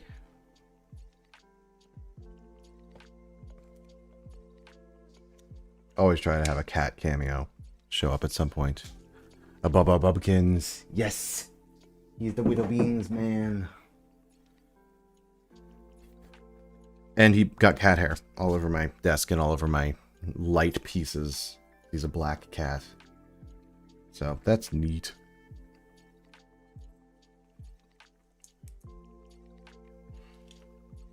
Just 1x2. Yeah, so then Rebels rolls around, and Rebels is very different. Very different tone. I don't know if Zim is still around, but I'm just going off about anime shows. But Rebels is a very different tone, and that animation style, I'll tell you, that one took a lot of getting used to. Especially everybody talks about the thin lightsabers, and I agree. They look a little bit silly. But I like that they reference the original Ralph McQuarrie concept art for what the lightsabers were supposed to look like. Not supposed to, what they could have in the original concept art. Like, that's cool. don't know if it was the right choice, but it was fine. There's one thing about the Clone Wars, they should have shown Kashyyyk or make an arc about Kashyyyk with the Wookiees. Was it Clone Wars or was it Rebels that had Wookiees that got... No, it would have been Rebels, because in Rebels they saved the Wookiees from a prison camp. And they look awful. Are there any Wookiees in Clone Wars? What do Wookiees look like in Clone Wars art style? Is it horrific? Zeb was the original concept art for Chewbacca. Oh my god, you're so right. I forgot about that. I really hope that Zeb is going to be in Ahsoka Season 2. Because that's what I really need, is my whole Ghost crew back together. It was a crime that all of the other Rebels characters, including a picture of Kanan on the dash of the Ghost, were in Ahsoka, but not Zeb. I know he was off doing Mandalorian stuff, but that's fine. This was the wrong piece. I want this piece instead. Nobody's in the Mando movie. Oh. I had not heard that. Interesting. I mean, he was in the Mando most recent episode. Most recent. It came out like a year ago. I guess I'm fine with that. He could pal around with Mando. Those feel tonally kind of strange. But, you know, I guess it'll be fine. In the end of season 3, when they hunt the... Oh, right. What's his name? And there's also there's the youngling Gunji. Gunji? I think. Yeah, he looks fine. You're right. They should have had episodes with the Wookiees. I know that there were a bunch of canceled episodes from what would have been season 7. I wonder if there's anything there. I wonder if they would have done Wookiee stuff. I wish that they would turn some of those canceled episodes into Tales of the Jedi or whatever. I talk a lot about Dark Disciple. That was originally a Clone Wars arc that they then turned into a book. And then they reference it. It's a big part of Tales of the Underworld that just came out. And that's fine. I really enjoyed it. I wish that they had adapted the book into TV, because it starts out with a character dead and backstory. There's two characters who were in love, and one of them's dead, and that's all from the book. And if you haven't read the book, you could figure it out from context clues, I'm sure. But wouldn't it be cool if we just had nice things like adaptations? Let's see. In the end, yeah, Ahsoka is literally Rebels Season 5 live action. It was disappointing, IMO. I kind of agree with you. It was cool in the moment. It was awesome when I was watching it. I was like, hell yeah, we're in Rebels Season 5. Here's all my favorite characters are back. The casting was okay. I think Mary Elizabeth Winstead as Hera is fine. I think, I don't remember her name, but the actor who plays Sabine is pretty good. Rosario Dawson is a tough one, because I think that she is generally a phenomenal actor. I've been watching a lot of Daredevil recently, catching up on the original Daredevil. And she's phenomenal in that. And she's so stilted in Ahsoka. And, I went to acting school for a little bit there. I kind of think that bad actors or bad acting comes from bad direction, generally. So I'm kind of inclined to, unfortunately, blame Dave Filoni for directing her poorly. I know this is his first time directing live action was The Jedi and The Mandalorian, and then in Ahsoka as well. And I think that he probably has a lot of room to grow as a director. I think that she's trying to do the sagely Jedi thing, but it comes off as just cold and unemotional and unapproachable, which doesn't feel very Ahsoka. But I think that I know we're getting Ahsoka season 2, obviously, and I hope it's better. And that's kind of all I can say about the performances. But you see Wookiees in Bad Batch 2 season 2. Oh yes, again with Gunji, and then when they return him to his home tree. This clips in, but I'm struggling here. What if I pop this off? Oh no, it does not want to pop off. Pop off, girl boss. See these? Okay, so these bars are supposed to clip into these clips, but I struggle.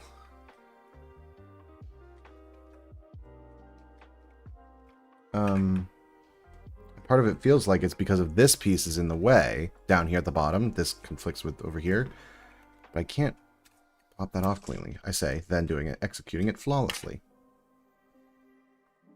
The cheek pieces are a little difficult. Yes. Yes. Well, it would help if I weren't doing it upside down, first off. Okay. There's one, there's two. We're in. Oh, I see. I can't, because it covers up. That's a bummer. Okay. We live and let die. Except a way to wash my brushes and write my card. You made so much progress. Thank you very much. I have made progress. We're rocking, and rolling. Down to the beach I'm strolling. Then how am I... How? I guess if I flip this upside down, I can kind of see in there. How?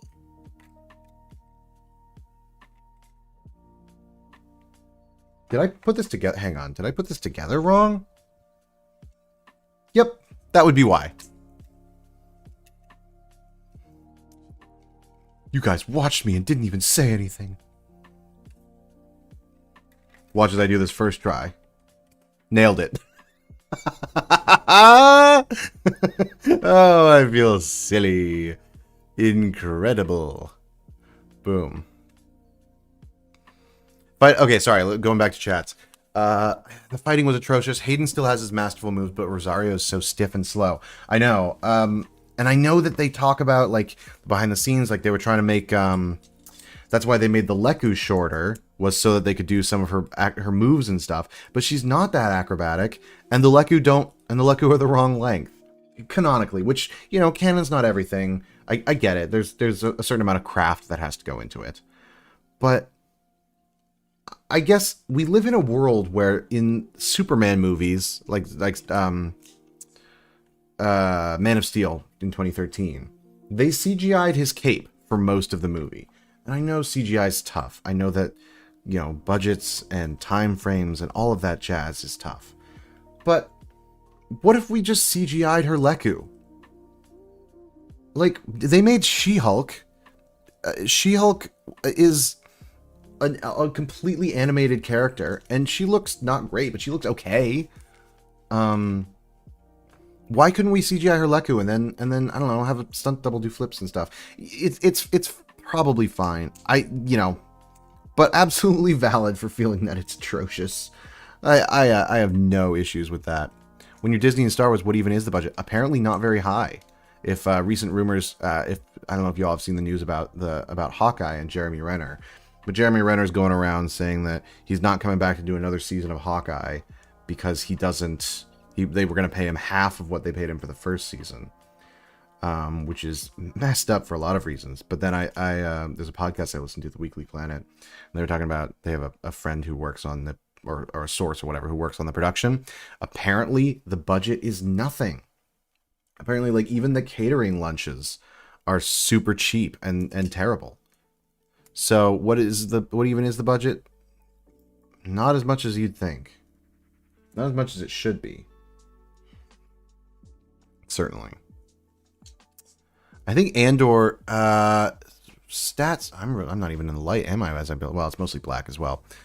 I believe Andor, the entire second season, cost something like 300 million. I want to say. Somebody fact check me on that, maybe. Which is like the budget of a single Marvel or Star Wars movie. And it's a season of a TV show. Uh-oh.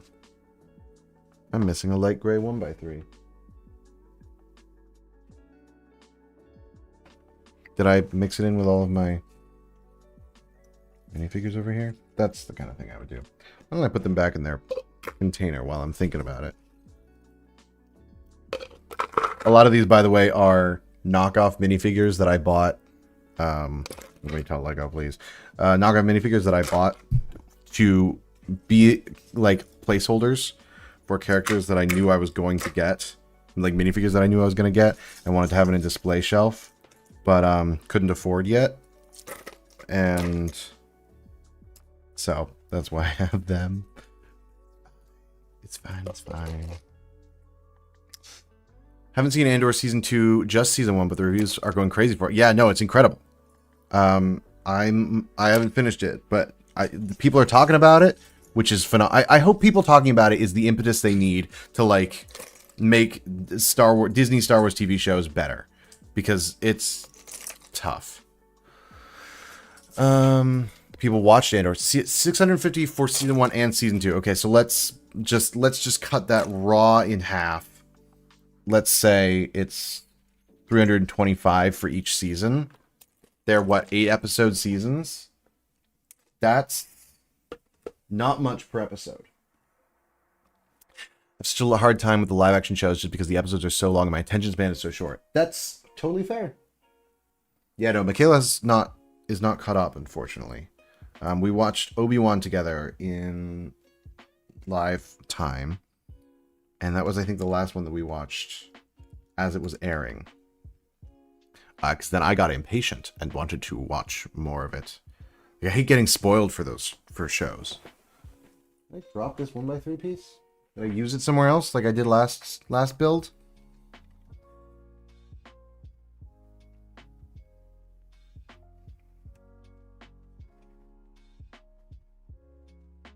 Because that would be silly.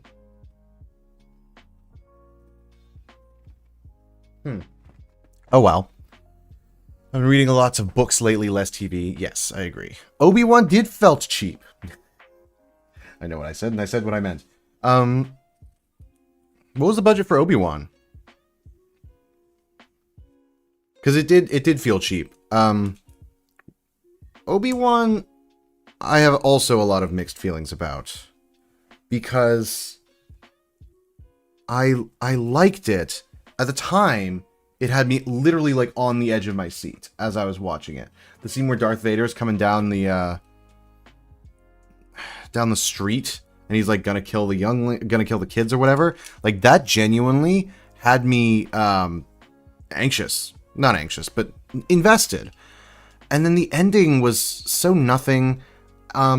I really wish that Ewan McGregor had put in a little bit more effort to get his Obi-Wan voice back. That's something I feel like I haven't seen anybody talk about. But like he's doing a Scottish accent. Well, not doing. He has a Scottish accent.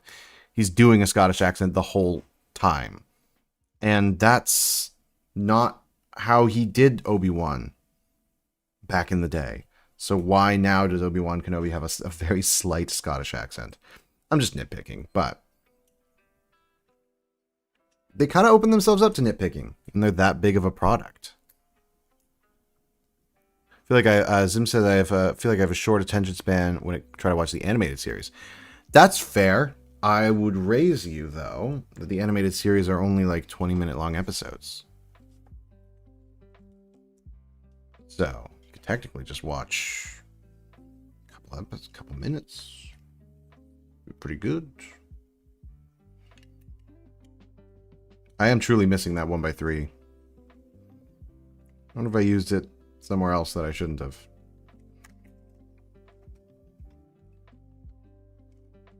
Or somewhere that I was supposed to have used one of these little pieces. That would be terribly silly. Oh well, we'll ignore it for now. 90 million for Obi-Wan. Really? Wait, what the hell? So you're telling me that Andor got to be Andor with everything that it is and the show that we love and the show that's sweeping everyone off its feet for 350... no, wait. 350,000. Oh, and Andor was only 90 million. Wait, that's really low. Brown sugar, Michaela, is the answer. But 90 million, that's pennies. What? For Obi-Wan Kenobi, the show of all... whatever.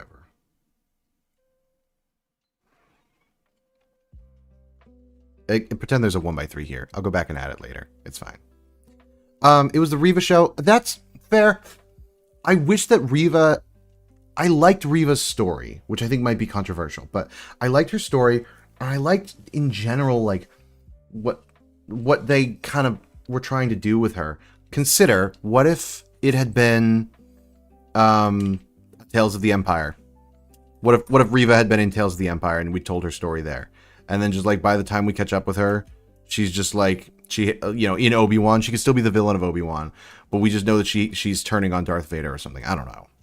And the last episode with, like, her in the sand trying to kill Luke, that super felt unnecessary. That I'll totally give you. $200 million for Acolyte? Yeah, that's rough. I can't even really come to Acolyte's defense as much as I would love to, because I enjoyed Acolyte in concept. I really enjoyed the actor who they had play Soul. I thought he was fun. I thought Osha was fine. I thought Kamir was a good villain.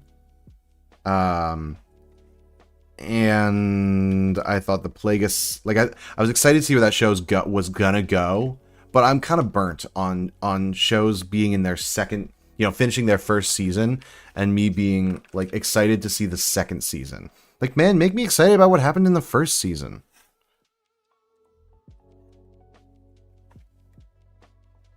My cat just let out the most pitiful squeal of all time. Which is adorable. Oh, for sure I wasn't supposed to have this many leftovers, right? Am I going to use them? Uh-oh. Uh-oh. Well, we'll figure that out in a second. Let's see, if you could be any type of alien in Star Wars, what would you be?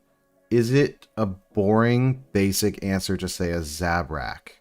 And then can I make it more interesting by saying an Ithidonian Zabrak? Ithidonian? Regardless, not a Dathomirian Zabrak. There we go. And we're complete. Except I definitely messed up in some places, which is super embarrassing because I have a professional YouTube channel. Oh no.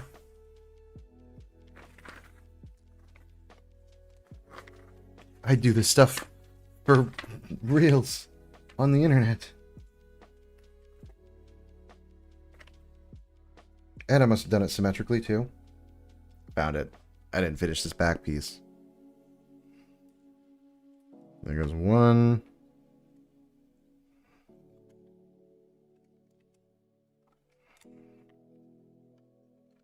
Iridonian. Thank you. Thank you. Thank you. Professional. Yeah, I know. Close enough.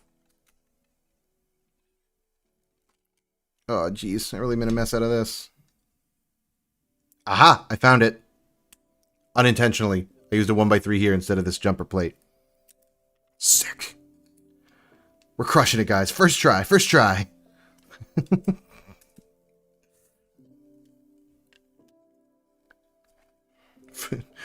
Professional, he says. For real, he says. First try, he says.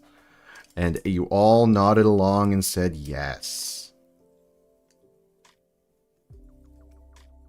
And interestingly, there's also supposed to be a blue jumper here that I've clearly put in the wrong spot because it's also not present. Uh-oh. First try, he says. Yeah. Umbarans are a mysterious species, though. That's true. I also love the name Umbarans. Uh-oh. Did I really bork? Way! God, Jango, you can't just take your top off like that. Talk about... Y'all seen the movie Django Unchained? Get ready for the Django Untopped. Yep. Nailed it. I'm gonna try to go for like Django Gone Wild, but here we are. Not all of us can be perfect, Karen.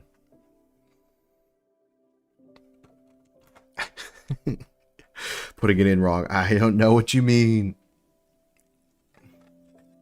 Is that right? Is that solid? Are we sturdy? Sturdy enough. Alright, now pull this off.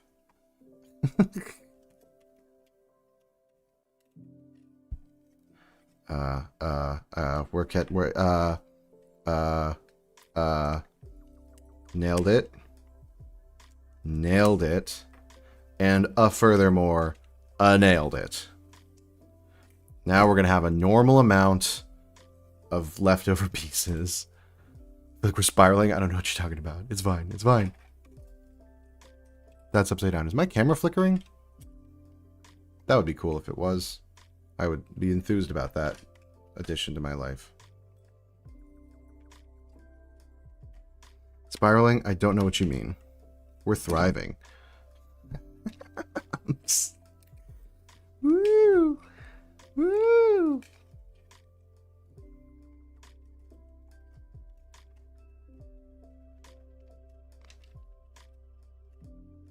I don't know if any of you are like watching gamers on YouTube or have watched specifically Game Grumps.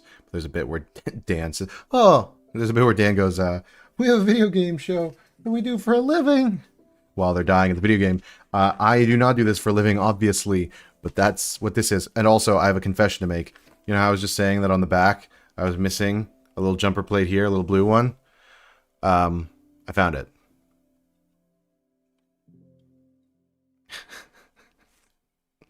Just gonna shoop. We're just gonna shoop.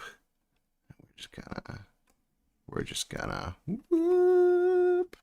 A normal amount of your leftover pieces. Okay.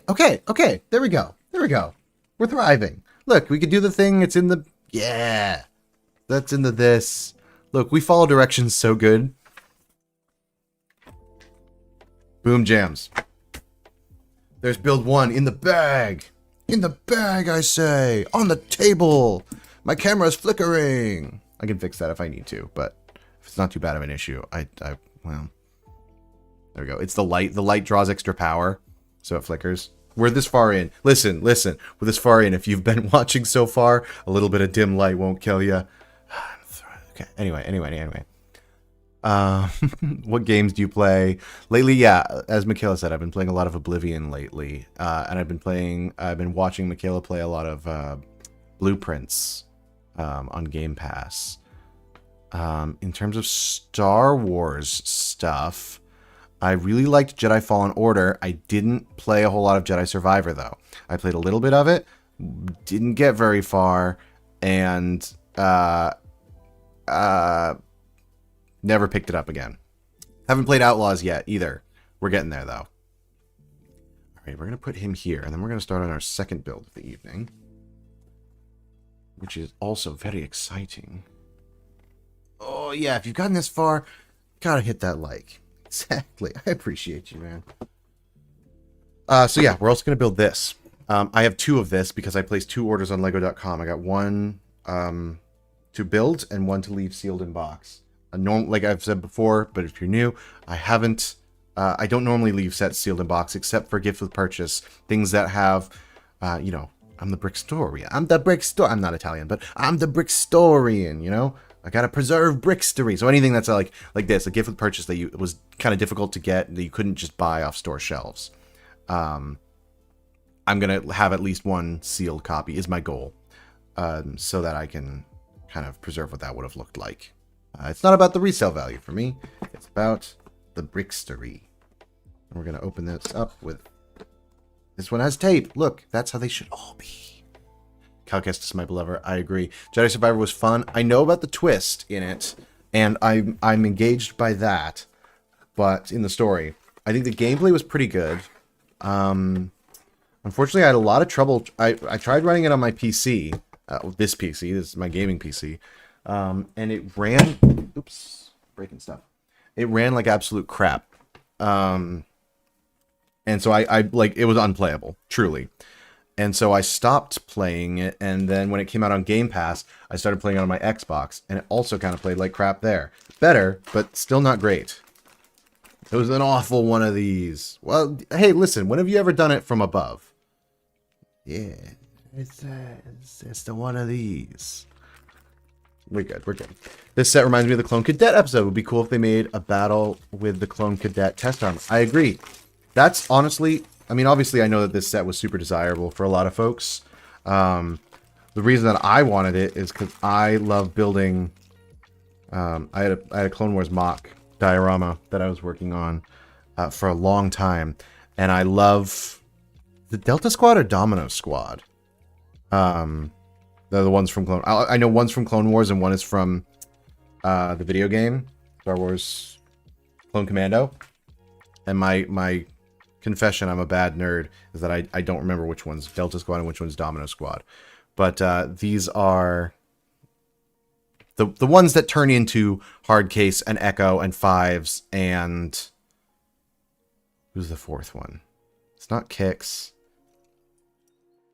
Hardcase, Echo. You guys know what I'm talking about. The shinies, effectively. To your point, Luffy. I know what you're talking about. And I agree. Doing a battle pack with their like test armor would be sick. Shaking my Italian head. And Domino Squad is Clone Wars. Okay. Droid Bait. Thank you. Is it Droid Bait or is it Domino? Oh, yeah. Domino Squad. Droid Bait. Yes. No, you're right. You're right. When you're right, you're right. So in my head, this is the Domino Squad on Kamino battle pack. And it'll be fun in whatever Clone Wars stuff that I get up to building in the future to have just some clone cadets running around. I love, I'm going to turn this light on briefly and hopefully it doesn't bug out. I have to touch it to turn it on. That's why I'm doing that. I love the arm patch armor. Or the arm patch printing, rather.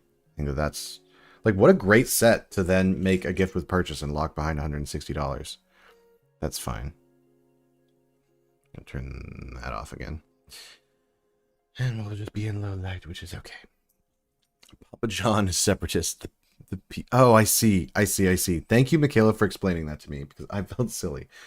Domino's is for the Republic, and Papa John's is for the independent separatists. I wonder if there's any extra pieces in this. I'd love to build a little minigun for heavy. I do like that they give one the ranged weapon. Hold it over this. They give one like the full DC, the full DC 17. They give one of them the little rifle, which is the DC 17 S or A, and then they give one the DC 15, I believe, which is the pistol. If I've gotten those backwards, please let me know. It's fine. I'm hungry. Yeah. No, you guys are so right. I'm also hungry. But that's why Michaela is making me dinner, which is why I'm not building the Arc 170 as well tonight.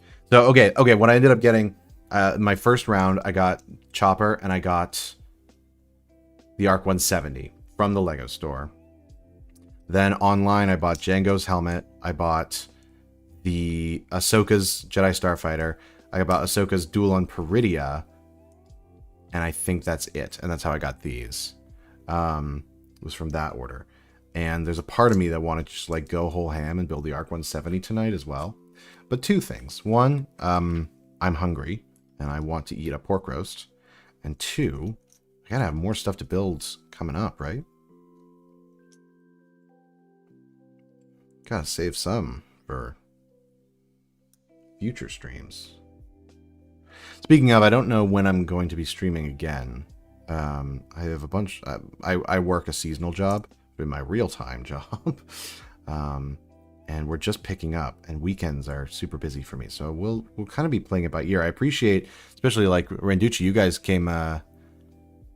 You came out totally unprompted. I don't like post when I'm streaming, and I appreciate you still being here.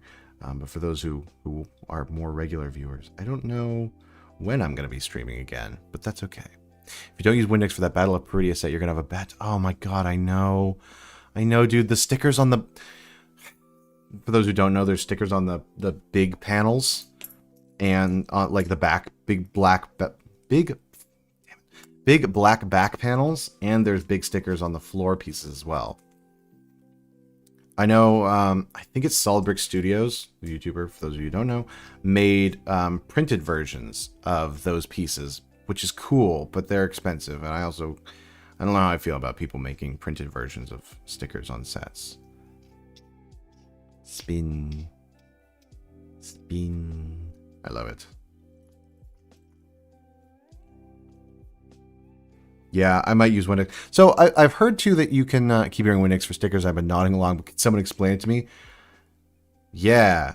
Well, so you can use Windex. I've also heard people say that you can use just water. You don't even need Windex. But basically the idea is that, Randucci, you might have to help me out with this one. You spray Windex on the piece, and then the idea is that it's wet enough that the adhesive doesn't hold right away. So you can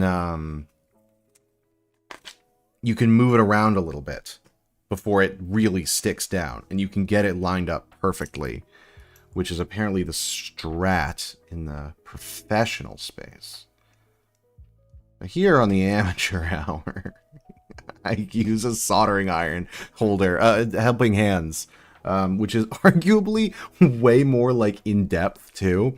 Like, I'm actively going out of my way to make it more complicated for myself.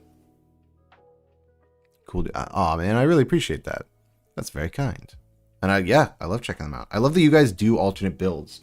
You guys really inspire me to like try to make new content that's not just building sets that exist. I have a really cool idea for a video that I'll have to loop you in on at some point. Actually, I guess I could just say it, which is that I wanted to, I might have mentioned this last time, that I want to take the Plo Koon microfighter that's coming out in June and turn it into, use the Obi-Wan Starfighter set that's out right now, or the Jedi Bob Starfighter set that's out right now, and turn Plo Koon, make a new 2025 version of Plo Koon Starfighter. That's a long form video idea that I have that I love the idea of modification. Does it still stick as well? Yes, as far as I know, because it dries, and that's fine. Make sure you get brand Windex. I'm a cheap ass to get off-brand everything, and it hasn't worked for me like I've seen Windex work for others. Okay. So it is actually I thought it was just the liquid that was important. It's actually the Windex. There's something in the Windex that works well. Because, yeah, soap and water is what I've seen. You can use just a small bit and set the sticker and float it around until it's where you, yeah, and stick it perfectly. Just resorted to placing it by hand. Clearly, Zim, I'm in the same boat as you. Oh, this is cool. What a cool way to make a double-sided, so there's studs on this side and studs on this side because of the studs here. And these both just stick to the underside of this plate. What a cool build technique to lock in a set that's behind a $160 paywall. Maybe my technique is wrong. Well, have I got a solution for you potentially? I'm a little bit salty at the if you can't tell, about these gift with purchase sets. I think that they're such cool sets that I wish you could buy them. I don't like that you have to spend exorbitant amounts of money just to get something like this, or like if they're gonna put them out, you know, as a gift with purchase, make them sellable later.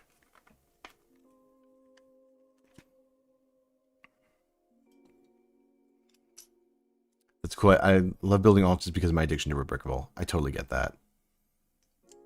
I also love Rebrickable. I'll have to find you on Rebrickable.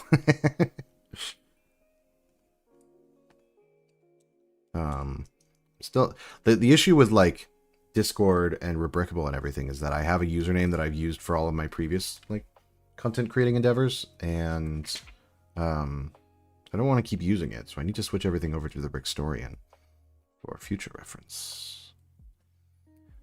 That absolutely saturates his bricks. What happens if you saturate your, like, is it bad if they get really like soaked in Windex, or does it just take longer to dry? Also, how do you get the do you spray the Windex on the piece, or do you just like get a Q-tip or something?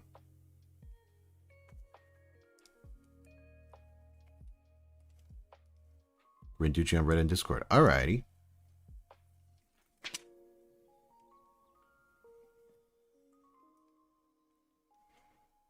And Rebrickable. Perfect.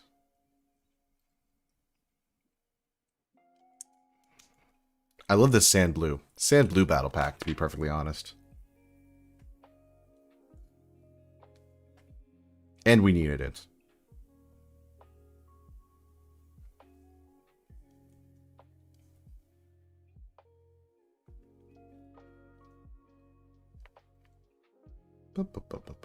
This goes down here. What actually is in this set, anyway? I know that... Okay, so there's this thing, which we've already built. Cool. There's this gun rack, which we've already built. So now we're just building this for the rest of it? That feels implausible. Okay. This is a lot of pieces for such a spindly little build. Seems like nothing happens. It dries pretty quickly if you oversaturate it. No noticeable sticker wear or effects from what I've seen. Okay. Oh, so there's no real reason to not oversaturate it. Just you don't have to.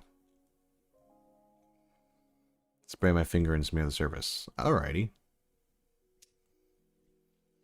And then the bonus power is that if you do that for long enough, you turn into a superhero who has the power to clean windows with his bare hands. So, that's pretty sick.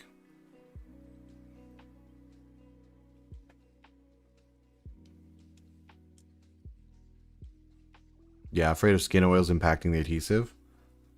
Really? I don't know if it's going to impact it that much. I mean, to be fair, I touch the undersides of the stickers sometimes when I hold them. Obviously, today I used tweezers, and I try to as much as I can now that I'm a grown-ass man, but I definitely touched them when I was a kid. Sticky, grubby hands. Your finger will become so transparent it becomes a window itself. It's the lamest super I've ever heard of. Was it in Thunderbolts? Ooh, shots fired. I actually heard that Thunderbolts is really good. I don't know if any of y'all have seen it. I have not. It's actually been a long time since I've seen a Marvel movie. But I've heard it's really good.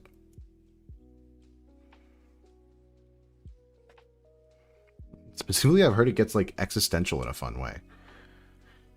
Which is rare. What a Marvel movie. The rare Marvel movie in its natural habitat. Here you see the Marvel movie doing its signature mating dance. Every character has a quip.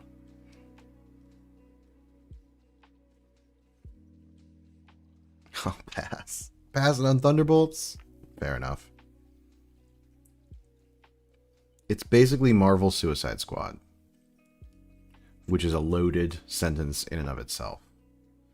Suicide Squad is a mixed bag. That's another thing that I ignore intentionally to Coda, or I think it was Nico who was saying it earlier, that I ignore intentionally is Lego superheroes, because I am generally a pretty big like comic book fan, and if I get into Lego superheroes, I'll never stop being into Lego superheroes, and that would be a problem because there's a lot of really big, really expensive Lego superhero sets. This looks like a droid, first off. But there's like the Daily Planet, not the Daily Planet, the Daily Bugle, sorry. Daily Bugle set that is gorgeous. The Sanctum Sanctorum set that's gorgeous, and I just can't. I buy myself my Superman, my Iron Man mechs, make a video about it, and call it a day.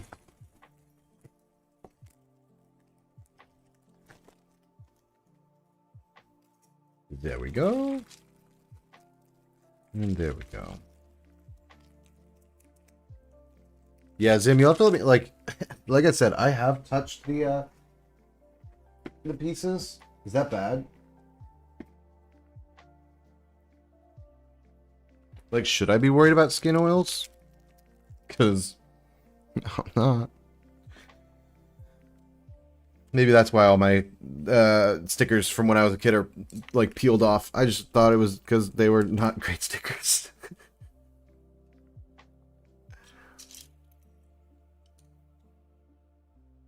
Nope, I messed that up. Went over.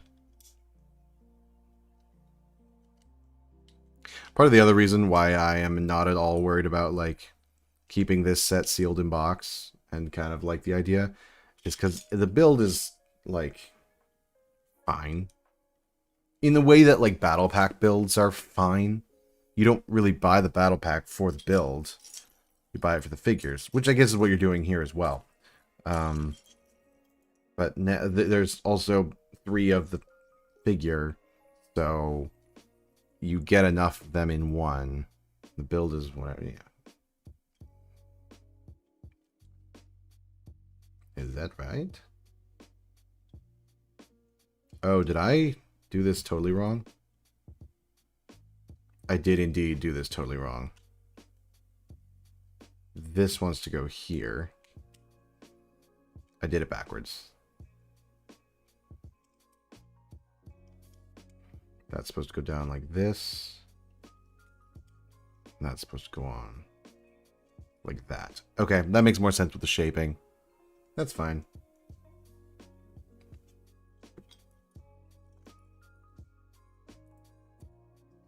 Nope. Like this.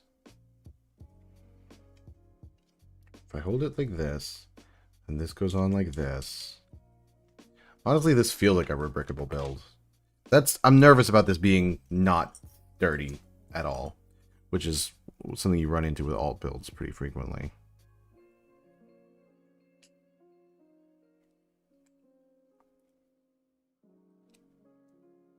It's just so spindly. But whatever. It's also one of those things, gift with purchases, I feel like are similar to anniversary minifigures, where they're there because it's a character that would never get made elsewhere. Also, I know this probably isn't going to show up here, but this is so... This image right here is really low res. Like the printing... I'm going to turn my light on for another second. The printing resolution here is much lower. No. Okay. It won't show up, unfortunately. This printing resolution on this image looks way, way less clear.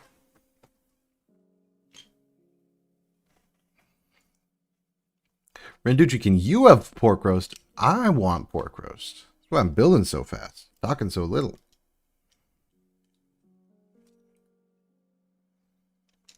But yes, you could have some.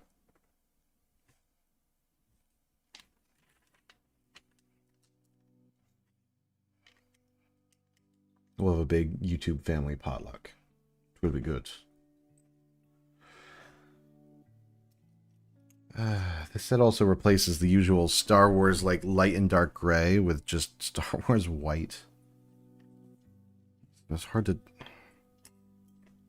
I need an L bracket. Where's the L bracket? I'm blind. There we go.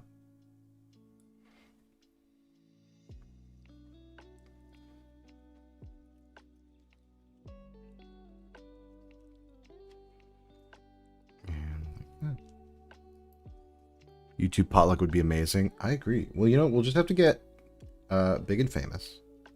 And then we'll go to, like, I don't know, a convention or something. That's very our speed, isn't it?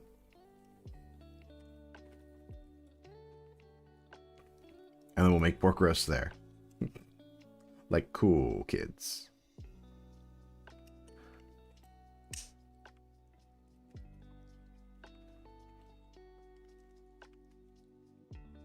VidCon potluck moment. Hell yeah. You know, what everybody goes to VidCon for is the potluck lunches.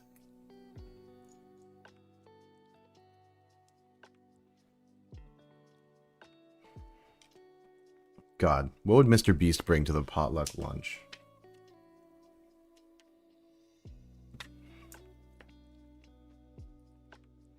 Probably, I don't know, human rights violations.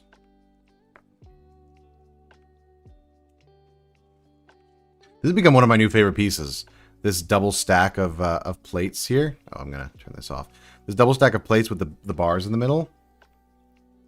Really cool way to invert directions here. gonna tell some people yelling in the hallway to shut the fuck up. Hell yeah.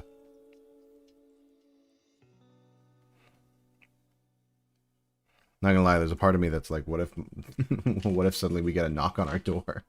And it's Randucci, he's been here the whole time, waiting for the moment to come ambush us. What? How does this go? Am I stupid? Today's episode brought to you by... Am I stupid? Yes, I am, is the answer. This goes like this. And this goes like this. And I'm a genius. Ah ha ha! Okay, cool.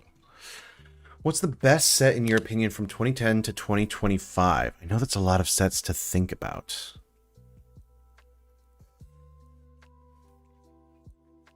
We're opening Bricklink.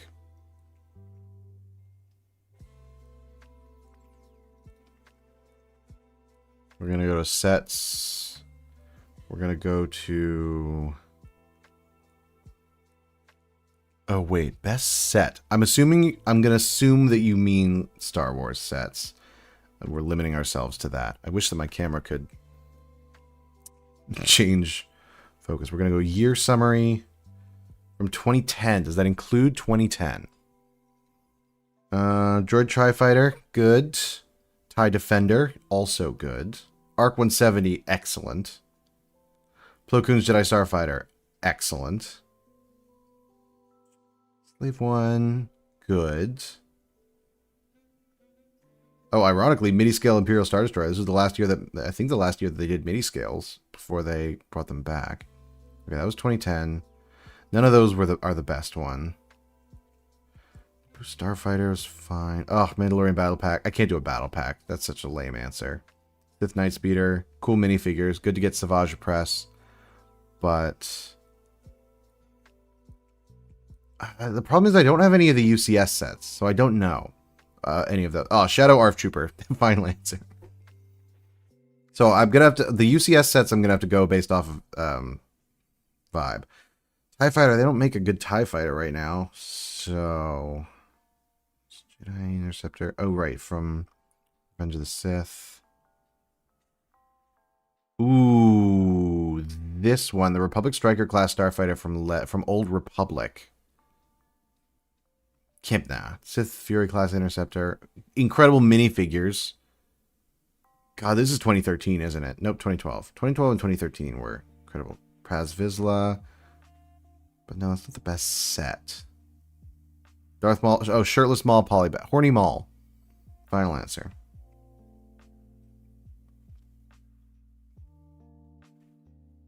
ATRT. Z95 Headhunter actually might genuinely be in the running. Because the minifigures were awesome, and I love vehicles like this. I love Star Wars ships that look like planes a little bit.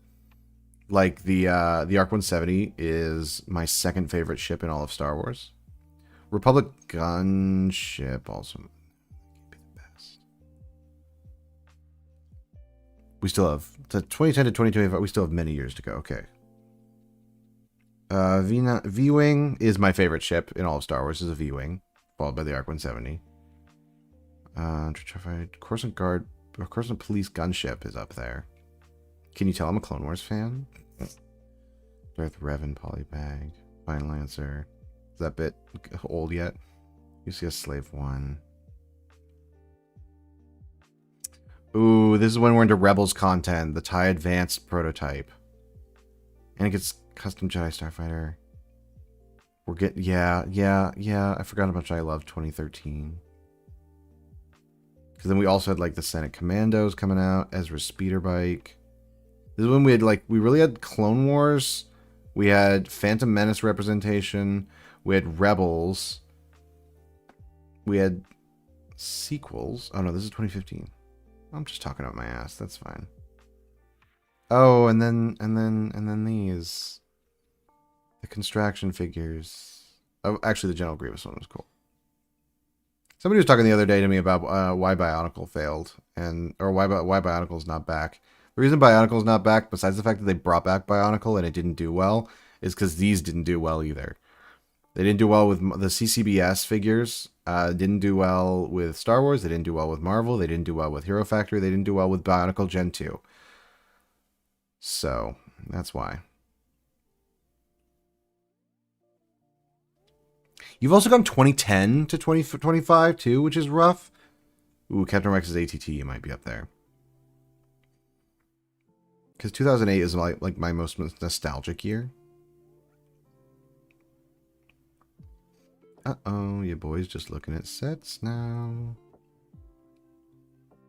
God, there were so many of the CCBS action figures. Yikes. Oh, is this year Andor and... Nope, sorry. Solo and The Last Jedi. I imagine they did not sell many sets in 2018. 2019 was our 20th anniversary year. They made a Darth Vader bust? I did not even know that this set existed until just now. What the hell?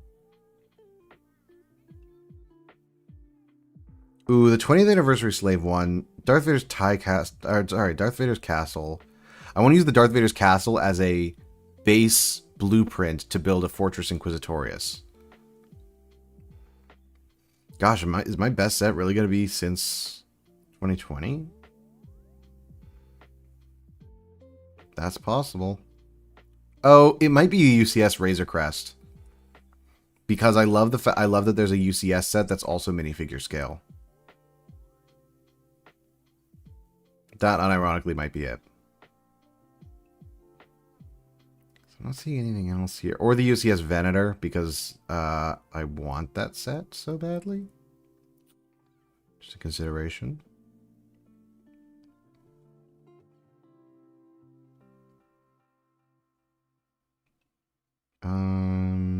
Ooh, Ghost and Phantom 2 is up there as well. 2024.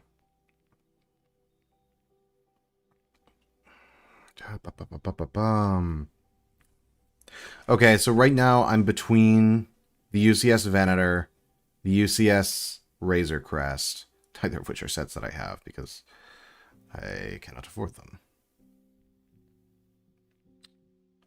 I'm gonna have to go UCS UCS. Sorry, tease. I'm gonna have to go UCS Razor Crest because a UCS set that is fully minifigure scale. Like there are really cool minifigure scale sets. There are really cool UCS sets, and the fact that there's one that's both, I'm going with that. Your turn, Luffy. What's yours? Ooh, windscreen piece. Sorry about that distraction, y'all. Look at that. This looks like something. This looks like who was that? Who was the bounty hunter in Rise of Skywalker that had a thing with Poe? Her helmet looked like it was like Zori or something. Her helmet looked like this. For sure. I think her name's Zori. I can't picture her except as a brickhead. Brickheads, plural, I guess. They have a Z at the end. Today, I went and I saw my mom for an early Mother's Day. And I stopped by a serendipity shop, which for those of you who don't know is basically somewhere between an antique store and a thrift store. And I bought a... Oh, I think I already said this earlier. I bought a Series 22 CMF poly bag. Or bag, I guess. And I bought a Lloyd from the Lego Ninjago movie, Brickheads, which is a valuable set in that community.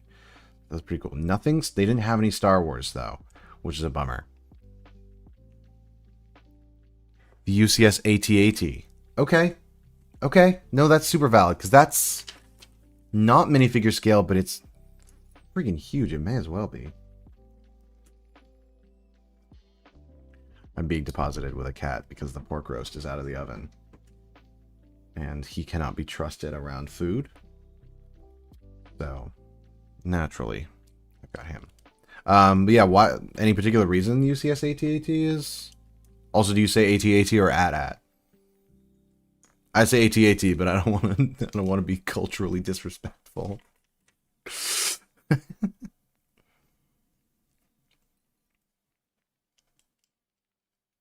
And not only do you have to tell me how you pronounce it, but you also have to type it out, and they're spelled the same way. So good luck. This goes down like this. Ah, look at this.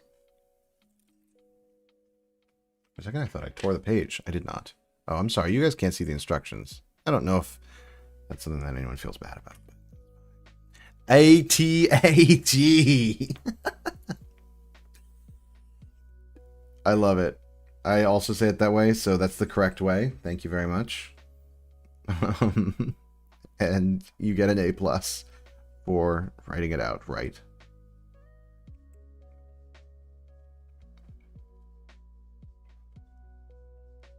Did that set just... I feel like that set recently either is about to retire or just did. Oh my gosh, there's controversy. Hang on.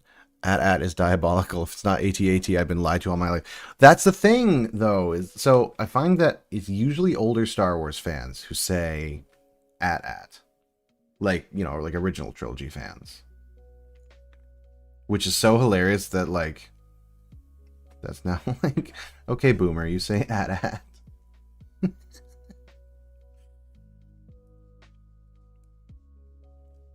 But yeah, no, at is a super popular pronunciation of that. Look it up.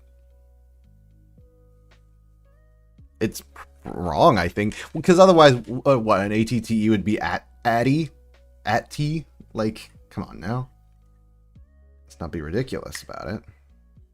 Is this really how this goes? To just have like a...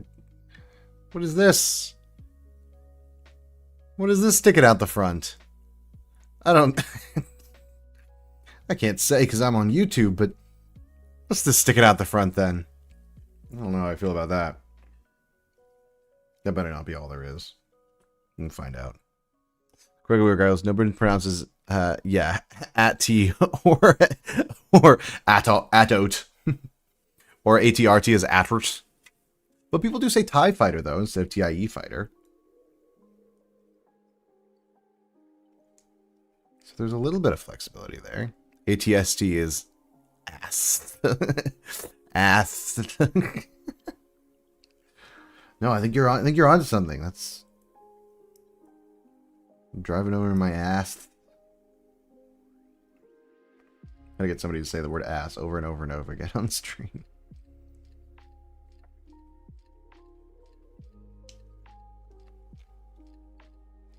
Broke your brain on the TIE acronym. Do you know what it stands for? It stands for... actually, it could stand for two things, and I might make a fool of myself, but I believe it stands for Twin Ion Engine. It might be Twin Ignition Engine, but I think it's Twin Ion Engine. And they were developed, if you look at the... you might know this, but maybe I'm going to break your brain about it even more.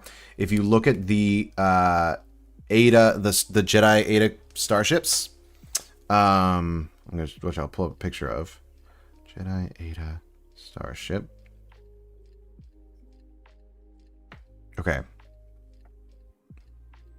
This piece on the front of the windscreen is the front piece of the TIE fighter. These wings on the side are the wings of a TIE fighter. This is a proto TIE fighter. If you knew this, then this is not a surprise. But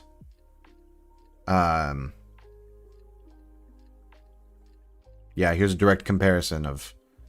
There's the front piece, wing, wing. The Ada 2 starfighters became the TIE fighters. Especially evident if you look at like Yoda's, which is little, I guess. Oh man, I'm loving getting back into Star Wars talk with all the May the 4th stuff going on. It's been too long since I've like... I come in and out of waves of loving Star Wars as a franchise. It's good to talk about Star Wars shit.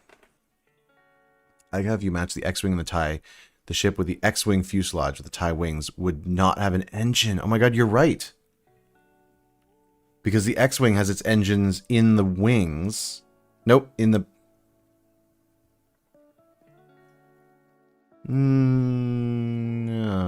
don't know. Looks like the Inquisitor TIE, not gonna lie. No, you're right. The TIE... The one that came with the Grand Inquisitor in it. Oh, my cats are... Sorry, I'm distracted. My cats are playing. I just want to make sure they don't end up fighting as well. Because they are brothers, and they are like that. There we go. Look at that little strutty thing. No engines, left beef. Oh, hang on. I'm just going to mute myself real quick so I can deal with my cats. Because they're beefing.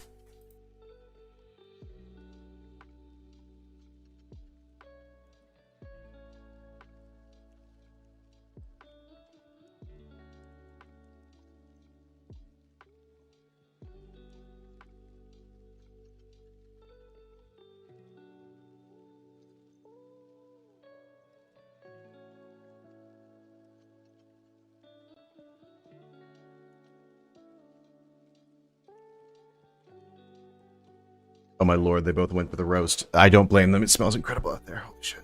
Holy smokes. Fine. Fly by imagination, which is fine. I do think that the X-Wing fuselage with the TIE wings on it looks a little bit like a V-Wing, which is awesome. And then the TIE with the X-Wing wings is fine.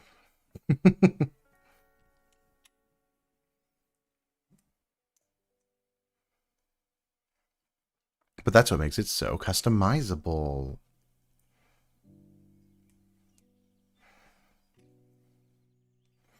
This goes on this. Goes over the top just like that. Bake up on here. They both went for the pork roast.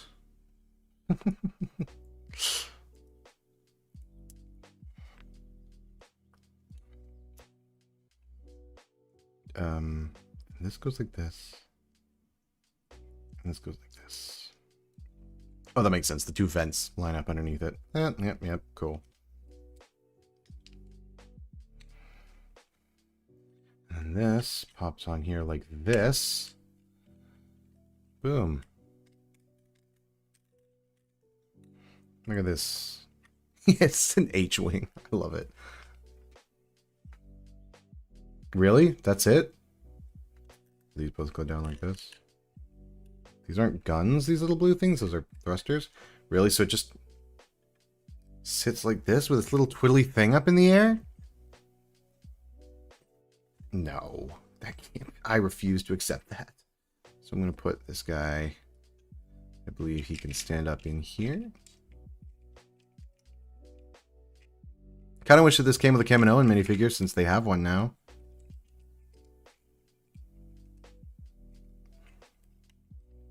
But alas. No, I can't close. There we go. There we go. He's in there. Extra pieces over here.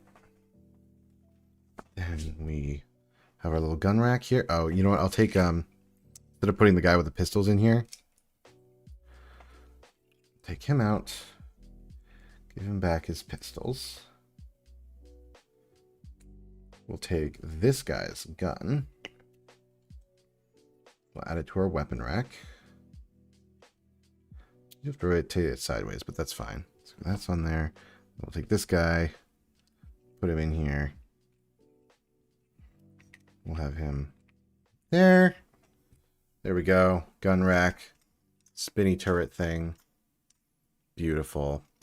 Such an odd choice given that the ship shows up for less than for a total of less than 2 seconds. Yeah, it like in the background of an Attack of the Clones shot. Wahoo. This is strange. This is a really strange build, I'll be honest. I don't hate that this whole thing exists. I got my phone sitting right there. Oh, I can see what time it is here. Oh well. I don't mind that it exists. Yeah, I do. Actually. I don't like this. But whatever. This feels like a mock. when we don't even have an official Stinger Mantis. Exactly correct. The fact that they put Cal Kestis in the ISD because he's not going to show up in any other sets likely is weird. Or Umbar and Starfighter. You know, you're so right. I don't know what their priority here is. I guess I'm glad that they didn't charge money for it, because I wouldn't want to pay for it. But I guess I did pay quite a lot of money for it. This, on the other hand, this is perfect. This looks just how I wanted it to. That's going to go. I'll turn on my light for the briefest of seconds. Hopefully it doesn't flicker too badly, just so you can get a better sense for these. Although it's super washed out because it's all white. That's fine. These are nothing. Okay, so I guess here's what's weird to me about this. A lot of times in Star Wars sets, or Lego sets in general, they pad like to hit a price point because they have to hit a price point. And so they build the set to meet the price point. This feels like a set that was built to meet the price point, but it wasn't because it's a gift with purchase, so it's not being sold. So why is it like this? Compared, for example, to the Tatooine kitchen with Aunt Beru in it, I think is one of the most perfect gift with purchases that they've ever made, because it's a desirable build with a desirable minifigure. It's not likely to show up anywhere else. You're not going to sell that because why would you? I mean, obviously, I think the polybag minifigures are the best gift with purchase, but that's whatever. This is a set that they would sell for $30 and everyone would be mad about it. Right?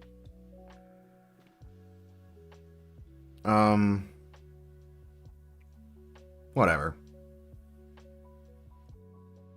It's still fun, and I'm still glad I have it, and I have one sealed, and here we are. I'm gonna put these into my Clone Wars mock at some point. I guess I'll probably put these in my display shelf for the moment, but I think that's gonna do it.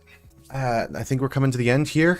I think that I'm ravenous for pork roast. I think that my camera's flickering again, so I'll have to figure out why that's happening and make it not happen. But thank you guys so much for coming out and hanging out with me tonight. Thank you for coming to the Clone Wars podcast, talking Star Wars, talking stickers. Zim Randucci, Luffy. Sorry, messed up your name. Zim and Luffy, you guys are both new folks. Thank you for coming out. I appreciate it. I'm going to try to do another one of these as soon as I can. Probably not next weekend, unfortunately, but whenever I can. We'll dive into the ARC 170. We'll dive into the Soka's Starfighter. We'll dive into the Duel on Peridia. We'll have fun with stickers. But yeah. Thank you guys. Have a lovely evening. And I will see you all later. Good night.